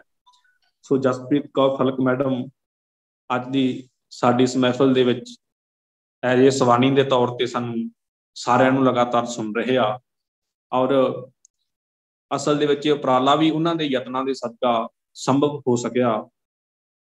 ਮੈਂ ਇਹਨਾਂ ਦੇ ਬਾਰੇ ਤਾਂ ਖੈਰ ਤੁਸੀਂ ਸਾਰੇ ਹੀ ਵਾਕਿਫ ਹੋ, ਮੈਂ ਤਾਂ ਜਿਹੜਾ ਹੈਗਾ ਕਿ ਤੁਹਾਡਾ ਇਹਨਾਂ ਦਾ ਤਾਰਫ ਕਰਵਾ ਸਕਦਾ। ਸਾਡੇ ਪਿੰਡ ਜਦੋਂ ਇਹ ਕਵੀ ਦਰਬਾਰ ਦੇ ਵਿੱਚ ਆਏ ਤਾਂ ਮੈਨੂੰ ਅੰਮ੍ਰਿਤਾ ਪ੍ਰੀਤਮ ਦੀ ਉਹ ਗੱਲ ਯਾਦ ਆਉਂਦੀ ਸੀ। ਉਹ ਕਹਿੰਦੇ ਸੀ ਵੀ ਕੁੜੀਆਂ ਦੀ ਵੱਡੀ ਤਰਾਸ਼ਦੀ ਇਹ ਰਹਿੰਦੀ ਆ ਵੀ ਉਹ ਕਵਿਤਾਵਾਂ ਦੇ ਵਿੱਚ ਤਾਂ ਇਨਕਲਾਬ ਦੀਆਂ ਗੱਲਾਂ ਕਰ ਸਕਦੀਆਂ, ਪਰ ਕੱਲੀਆਂ ਉਹ ਸ਼ਹਿਰ ਦੇ ਬੱਸ ਸਟੈਂਡ ਤੱਕ ਵੀ ਨਹੀਂ ਜਾਣ ਦਾ ਜਿਰਾ ਰੱਖਦੀਆਂ। ਸੋ ਲੁਧਿਆਣੇ ਤੋਂ ਸਾਡੇ ਪਿੰਡ ਤੱਕ ਇੰਨਾ ਸਫ਼ਰ ਤੈਅ ਕਰਨਾ, ਔਰ ਉਹ ਵੀ ਬੜੇ ਛੋਟੇ ਦਿਨ ਸੀ। ਜਨਵਰੀ ਦੇ ਦਿਨਾਂ ਨੂੰ ਅਸੀਂ ਇਹ ਕਹਿ ਦਿੰਦੇ ਹਾਂ ਵੀ ਇਹ ਛੋਟੇ ਦਿਨ ਹੁੰਦੇ ਆ, ਵੀ ਦਿਨ ਜਲਦੀ ਛਿਪ ਜਾਂਦਾ। ਔਰ ਇਕੱਲੇ ਜਿਹੜੇ ਹੈ ਲੁਧਿਆਣੇ ਤੋਂ ਸਾਡੇ ਇਹ ਪਿੰਡ ਕਵੀ ਦਰਬਾਰ ਦੇ ਵਿੱਚ ਸ਼ਾਮਲ ਹੋਣ ਲਈ ਆਏ। ਸੋ ਮੈਨੂੰ ਇਹ ਗੱਲ ਬੜੀ ਉਦੋਂ ਵਿਲੱਖਣ ਲੱਗੀ, ਇਹ ਗੱਲ ਕਿ ਵਾਕਈ ਇਹ ਜਿਹੜੀ ਹੈਗੀਆਂ ਉਹ ਕੁੜੀਆਂ ਨੂੰ ਕੁਛ ਨਾ ਸਮਾਜ ਵੀ ਚਲੋ ਉਸ ਤਰੀਕੇ ਦਾ ਹੈ, ਪਰ ਕੁਛ ਅੰਦਰ ਆਪਣੇ ਵੀ ਇੱਕ ਜਸਪ੍ਰੀਤ ਮੈਡਮ ਵਾਂਗੂ ਕੁਛ ਦਲੇਰੀ ਪੈਦਾ ਕਰਨੀ ਚਾਹੀਦੀ ਆ, ਜਿਹੜੀ ਦਲੇਰੀ ਜਿਵੇਂ ਅੰਮ੍ਰਿਤਾ ਪ੍ਰੀਤਮ ਦੇ ਵਿੱਚ ਸੀ, ਅਜੀਤ ਕੌਰ ਦੇ ਵਿੱਚ ਸੀਗੀ। ਕਿਉਂਕਿ ਜੇ ਸ਼ਾਇਰ ਅੰਦਰੋਂ ਆਪ ਸਟਰੋਂਗ ਹੋਊਗਾ ਤਾਂ ਫਿਰ ਹੀ ਉਹ ਮਤਲਬ ਕਿ ਸਮਾਜ ਦੇ ਨਾਲ ਜੁਰਤ ਦੇ ਨਾਲ ਵਿਚਰ ਸਕਦਾ। ਸੋ ਇਹ ਮੈਂ ਤਾਂ ਬਾਕੀ ਹੋਰ ਜਿਹੜੀਆਂ ਹੈਗੇ ਕਵਿਤਰੀਆਂ ਜਾਂ ਹੋਰ ਲੇਖਕਾਵਾਂ ਜਿਹੜੀ ਹੈਗੀਆਂ ਉਹ ਅੱਜ ਦੇ ਦੌਰ ਦੇ ਵਿੱਚ ਪੈਦਾ ਹੋ ਰਹੀਆਂ। ਸੋ ਜਸਪ੍ਰੀਤ ਕੌਰ ਮੈਡਮ ਨੂੰ ਇੱਕ ਮਿਸਾਲ ਦੇ ਤੌਰ ਦੇ ਉੱਤੇ ਵੀ ਇਸ ਗੱਲ ਨੂੰ ਵੇਖਣਾ ਚਾਹੀਦਾ ਵੀ ਜਿਹੜੀਆਂ ਗੱਲਾਂ ਸਾਡੀਆਂ ਕਵਿਤਾਵਾਂ ਦੇ ਵਿੱਚ ਅਗਰ ਝਲਕਦੀਆਂ ਤਾਂ ਉਹ ਸਾਡੀ ਸ਼ਖਸੀਅਤ ਦੇ ਵਿੱਚ ਵੀ ਝਲਕਣ। ਕਿਉਂਕਿ ਸ਼ੁਰੂਆਤ ਤਾਂ ਕਰਨੀ ਪੈਂਦੀ ਹੈ ਨਾ, ਵੀ ਤੁਸੀਂ ਉਸ ਚੀਜ਼ ਦੇ ਲਈ ਤਿਆਰ ਹੋਵੋ। ਜੇਕਰ ਤੁਹਾਡੇ ਘਰ ਦਾ ਮਾਹੌਲ ਉਸ ਤਰੀਕੇ ਦੇ ਵਿਪਰੀਤ ਆ, ਘਰ ਦੇ ਮਾਹੌਲ ਨੂੰ ਵੀ ਤੁਸੀਂ ਉਸ ਤਰੀਕੇ ਦੇ ਨਾਲ ਬਦਲਣ ਦੀ ਕੋਸ਼ਿਸ਼ ਕਰੋ, ਫਿਰ ਤੁਸੀਂ ਸਮਾਜ ਤੱਕ ਜਾਓਗੇ। ਔਰ ਜੇ ਅਸੀਂ ਗੱਲ ਕਰੀਏ ਤਾਂ ਬਹੁਤ ਜਿਹੜੀ ਹੈਗੀਆਂ ਉਹ ਲੇਖਕਾਵਾਂ ਇਸੇ ਗੱਲ ਕਰਕੇ ਨਹੀਂ ਅੱਗੇ ਆ ਪਾਉਂਦੀਆਂ। ਹੁਣ ਸਾਡੇ ਪਿੰਡ ਵੀ ਇਹ ਮਾਹੌਲ ਹੈ, ਸਾਡੇ ਪਿੰਡ ਲਾਇਬ੍ਰੇਰੀ ਹੈ, ਪਰ ਜੇਕਰ ਮਤਲਬ ਕਿ ਇੱਕ ਲੜਕੀ ਨੂੰ ਕਿਸੇ ਕਿਤਾਬ ਦੀ ਜ਼ਰੂਰਤ ਪੈਂਦੀ ਆ ਤਾਂ ਉਹ ਉਹਨਾਂ ਦਾ ਜਾਂ ਭਰਾ ਜਾਂ ਉਹਨਾਂ ਦਾ ਪਤੀ ਜਾਂ ਉਹਨਾਂ ਦਾ ਪਿਤਾ ਆਉਂਦਾ ਸਾਡੇ ਕੋਲ ਕਿਤਾਬ ਲੈਣ। ਤੋਂ ਅਸੀਂ ਕਹਿੰਦੇ ਹੁੰਦੇ ਹਾਂ ਯਾਰ ਵੀ ਇਹ ਤਾਂ ਪਿੰਡ ਦੀ ਲਾਇਬ੍ਰੇਰੀ ਆ, ਪਿੰਡ ਦੇ ਆਪਾਂ ਸਾਰੇ ਲੋਕ ਆ, ਸਾਰੇ ਤਾਂ ਆਪਾਂ ਭਾਈਚਾਰਕ ਸਾਂਝ ਆ ਨਾ ਆਪਣੀ। ਵੀ ਜੇਕਰ ਲੜਕੀ ਲਾਇਬ੍ਰੇਰੀ ਤੱਕ ਵੀ ਪਿੰਡ ਦੇ ਵਿੱਚ ਮਤਲਬ ਕਿ ਘਰ ਤੋਂ ਪਿੰਡ ਤੱਕ ਨਹੀਂ ਪਹੁੰਚ ਸਕਦੀ ਤਾਂ ਆਉਣ ਵਾਲੇ ਸਮੇਂ ਦੇ ਵਿੱਚ ਇਹ ਉਹਨੂੰ ਅਗਰ ਮੁਸ਼ਕਲਾਵਾਂ ਦਾ ਸਾਹਮਣਾ ਕਰਨਾ ਪਿਆ ਤਾਂ ਤੁਸੀਂ ਕਿੱਥੇ ਉਹਦੇ ਨਾਲ ਖੜੋਗੇ। ਤਾਂ ਤੁਸੀਂ ਹੁਣੀ ਕਿਉਂ ਨਹੀਂ ਮਤਲਬ ਕਿ ਉਹਨੂੰ ਇਸ ਗੱਲ ਦੀ ਪਹਿਲ ਕਦਮੀ ਕਰਨ ਦਿੰਦੇ ਵੀ ਤੁਸੀਂ ਸਮਾਜ ਦੇ ਵਿੱਚ ਵਿਚਰੋ, ਸਮਾਜ ਨੂੰ ਸਮਝਣ ਦੀ ਕੋਸ਼ਿਸ਼ ਕਰੋ। ਜਿਵੇਂ ਇੱਕ ਦਫਾ ਸੁਖਿੰਦਰ ਅਮਰ ਦੀ ਕਵਿਤਾ ਸੀ, ਉਹ ਕਹਿੰਦੀ ਉਹਨੇ ਇਹ ਗੱਲ ਆਖੀ ਸੀ ਵੀ ਜੇਕਰ ਉਹਨੇ ਕਿਹਾ ਸੀ ਵੀ ਮਤਲਬ ਕਿ ਉਹਨੇ ਤਾਂ ਮਰਦਾਂ ਨੂੰ ਬਘਿਆੜ ਦੇ ਨਾਲ ਜਿਹੜਾ ਸੰਬੋਧਿਤ ਕੀਤਾ ਸੀਗਾ ਵੀ ਬਘਿਆੜ ਮਤਲਬ ਕਿ ਮਰਦਾਂ ਦੇ ਤੌਰ ਤੇ ਬਘਿਆੜ ਰਸਤੇ ਦੇ ਵਿੱਚ ਸ਼ਾਮਲ ਨਾ ਹੁੰਦੇ। ਤਾਂ ਉਹਨੇ ਕਿਹਾ ਸੀ ਵੀ ਰਿਸ਼ੀਆਂ ਮੁਨੀਆਂ ਦੇ ਵਿੱਚ ਉਹ ਕਹਿੰਦੀ ਸੀ ਵੱਡੇ ਜਿਵੇਂ ਮਹਾਤਮਾ ਬੁੱਧ ਮਤਲਬ ਕਿ ਬਣੇ, ਉਹ ਕਹਿੰਦੀ ਸੀ ਔਰਤ ਵੀ ਸ਼ਾਮਲ ਹੁੰਦੀ ਉਹਨਾਂ ਦੇ ਵਿੱਚ। ਤੇ ਪਰ ਮੈਂ ਇਸ ਗੱਲ ਨੂੰ ਕਹਿਣਾ ਹੁੰਦਾ ਵੀ ਔਰਤ ਨੂੰ ਵੀ ਕੁਛ ਉਪਰਾਲੇ ਆਪਣੇ ਅੰਦਰੋਂ ਜਿਹੜੀ ਜੁਰਤ ਪੈਦਾ ਕਰਨੀ ਚਾਹੀਦੀ ਆ, ਤਾਂ ਕਿ ਸਮਾਜ ਦੇ ਵਿੱਚ ਉਹਨਾਂ ਦੀਆਂ ਵੱਡੀਆਂ ਆਉਣ ਵਾਲੇ ਸਮੇਂ ਦੇ ਵਿੱਚ ਪ੍ਰਾਪਤੀਆਂ ਵੇਖੀਆਂ ਜਾ ਸਕਣ। ਔਰ ਬਾਕੀ ਅਗਰ ਬਾਕੀ ਕਵਿਤਰੀਆਂ ਨੂੰ ਜਾਂ ਲੇਖਕਾਵਾਂ ਨੂੰ ਤਾਂ ਖਾਸ ਤੌਰ ਦੇ ਉੱਤੇ ਇਸ ਗੱਲ ਦੀ ਅੰਦਰੋਂ ਸਟਰੋਂਗ ਹੋਣ ਦੀ ਜ਼ਰੂਰਤ ਹੈ। ਸੋ ਹੁਣ ਮੈਂ ਗੁਜ਼ਾਰਿਸ਼ ਕਰਦਾ ਮੈਡਮ ਜਸਪ੍ਰੀਤ ਕੌਰ ਫਲਕ ਜੀ ਨੂੰ, ਜਿਨ੍ਹਾਂ ਨੇ ਜਿਹੜਾ ਬਹੁਤ ਵਧੀਆ ਤਰੀਕੇ ਦੇ ਨਾਲ ਸਾਰੇ ਪ੍ਰੋਗਰਾਮ ਨੂੰ ਵੇਖ ਰਹੇ ਆ, ਸੁਣ ਰਹੇ ਆ, ਔਰ ਆਪਣੇ ਕੁਝ ਭਾਵ ਵੀ ਸਾਡੇ ਸਾਰੇ ਦੋਸਤਾਂ ਪ੍ਰਤੀ, ਉਹਨਾਂ ਦੇ ਰਚਨਾਵਾਂ ਪ੍ਰਤੀ ਪ੍ਰਗਟ ਕਰਨ, ਔਰ ਉਸ ਤੋਂ ਇਲਾਵਾ ਆਪਣੀ ਵੀ ਕੋਈ ਰਚਨਾ ਇਸ ਮਹਿਫਲ ਦੇ ਵਿੱਚ ਸਾਡੇ ਸਾਹਮਣੇ ਪੇਸ਼ ਕਰਨ। मैडम जसप्रीत कौर फलक। बहुत बहुत शुक्रिया जी गुरविंदर, बहुत ही अच्छा मन संचालन किया। आज हमारे साथ क्रिएटिव राइटर ग्रुप से मैंडी खतरा जी, पाली सोमपाल जी, जो पहले भी हाजिरी लगवा चुके हैं, और जो हमारे साथ आज नए जुड़े जीत घराना जी, उन्होंने भी आज ऑनलाइन कवि दरबार में अपनी हाजिरी लगवाई। प्रभ लिखारी जो पहले भी 2-3 बार हमारे साथ ऑनलाइन कवि दरबार में जुड़ चुकी हैं, और गुरविंदर जो हमारे साथ पहली बार जुड़े और हम सबका ही मन जीत लिया मन संचालन करके। तो बहुत ही अच्छे, हाँ जी, आपको बहुत बहुत स्नेह, बहुत बहुत प्यार, बहुत बहुत दुआएं। इसी तरह आप आगे बढ़ते रहें। डॉक्टर जगतार धीमान सर ने अपने बहुत ही अच्छे विचार पेश किए, उनके विचारों से हम सबको सीख लेनी चाहिए। और हमारे जो आज के क्रिएटिव राइटर ग्रुप में से जितने भी कलमकार नई कलमें जुड़ी हैं, उन्होंने बहुत ही अच्छे अपने कलाम पेश किए। आप सभी बधाई के पात्र हैं। और जिस तरह पता ही है आपको कि आज हमने अपना एक विषय रखा था बाल मजदूर दिवस। तो बाल मजदूर दिवस पे मैं आज ये कहना चाहूंगी कि बाल मजदूरी हमारे समाज और राष्ट्र के लिए अभिशाप है। सरकार को बाल मजदूरी के प्रमुख कारणों पर गहन अध्ययन करना चाहिए। सिर्फ कागजी कानून बनाने से हम अभिशाप से मुक्त नहीं होंगे। कानून को सख्ती से लागू करने की जरूरत है। हम बरसों से सुन रहे हैं कि बाल मजदूरी खत्म होगी, मगर यह समस्या अभी तक कायम है। मुनव्वर राणा जी का एक शेर याद आता है, फरिश्ते आकर उनके जिस्म पर खुशबू लगाते हैं जी। फरिश्ते आकर उनके जिस्म पर खुशबू लगाते हैं, वो बच्चे रेल के डिब्बों में जो झाड़ू लगाते हैं। क्या बात, बहुत अच्छी, क्या बात। वो बच्चे रेल के डिब्बों में जो झाड़ू लगाते हैं। और निदा फाजली जी ने इसी विषय पर लिखा है कि बच्चों के छोटे हाथों को चांद सितारे छूने दो। बच्चों के छोटे हाथों को चांद सितारे छूने दो। 4 किताबें पढ़कर ये भी हम जैसे हो जाएंगे। क्या बात, क्या बात, बहुत अच्छी, बहुत अच्छी, क्या 4 किताबें पढ़कर ये भी हम जैसे हो जाएंगे। क्या बात, बहुत अच्छी। आज भी हम सफर के दौरान देखते हैं कि छोटे छोटे बच्चे सड़क के किनारे खाने पीने आदि की चीजें बेचते हैं। हैरानी तब होती है जब आजादी दिवस पर भी बच्चे छोटे छोटे भारतीय तिरंगे बेच रहे होते हैं। ऐसे बच्चों का भविष्य क्या होगा? जो बच्चे कारखानों में काम करते हैं, वो जीवन से जूझते हुए बड़े भी हो जाएं, तो उनकी आंखों से कारखानों का धुआं जाएगा क्या? यह बच्चे भारत के निर्माण में क्या योगदान देंगे? क्या ये अपराध के लिए मजबूर नहीं हो जाएंगे? कौन है इनके लिए जिम्मेदार? क्या यह सवाल नहीं उठता? हम इन बच्चों के नन्हे सपनों को साकार नहीं कर सकते। सामाजिक संस्थाओं एवं सरकार को इस समस्या पर विशेष ध्यान देना चाहिए। बचपन इनका अधिकार है, ईश्वर का दिया हुआ अनमोल जीवन का हिस्सा। एक शेर है कि भूख चेहरों पे लिए चांद से प्यारे बच्चे। भूख चेहरों पर लिए चांद से प्यारे बच्चे बेचते फिरते हैं गलियों में गुब्बारे बच्चे। गुब्बारे बच्चे, क्या बात, क्या बात, बहुत अच्छी, क्या बात। जब बच्चों के गुब्बारों से खेलने की उम्र होती है तो वो गुब्बारे बेच रहे होते हैं।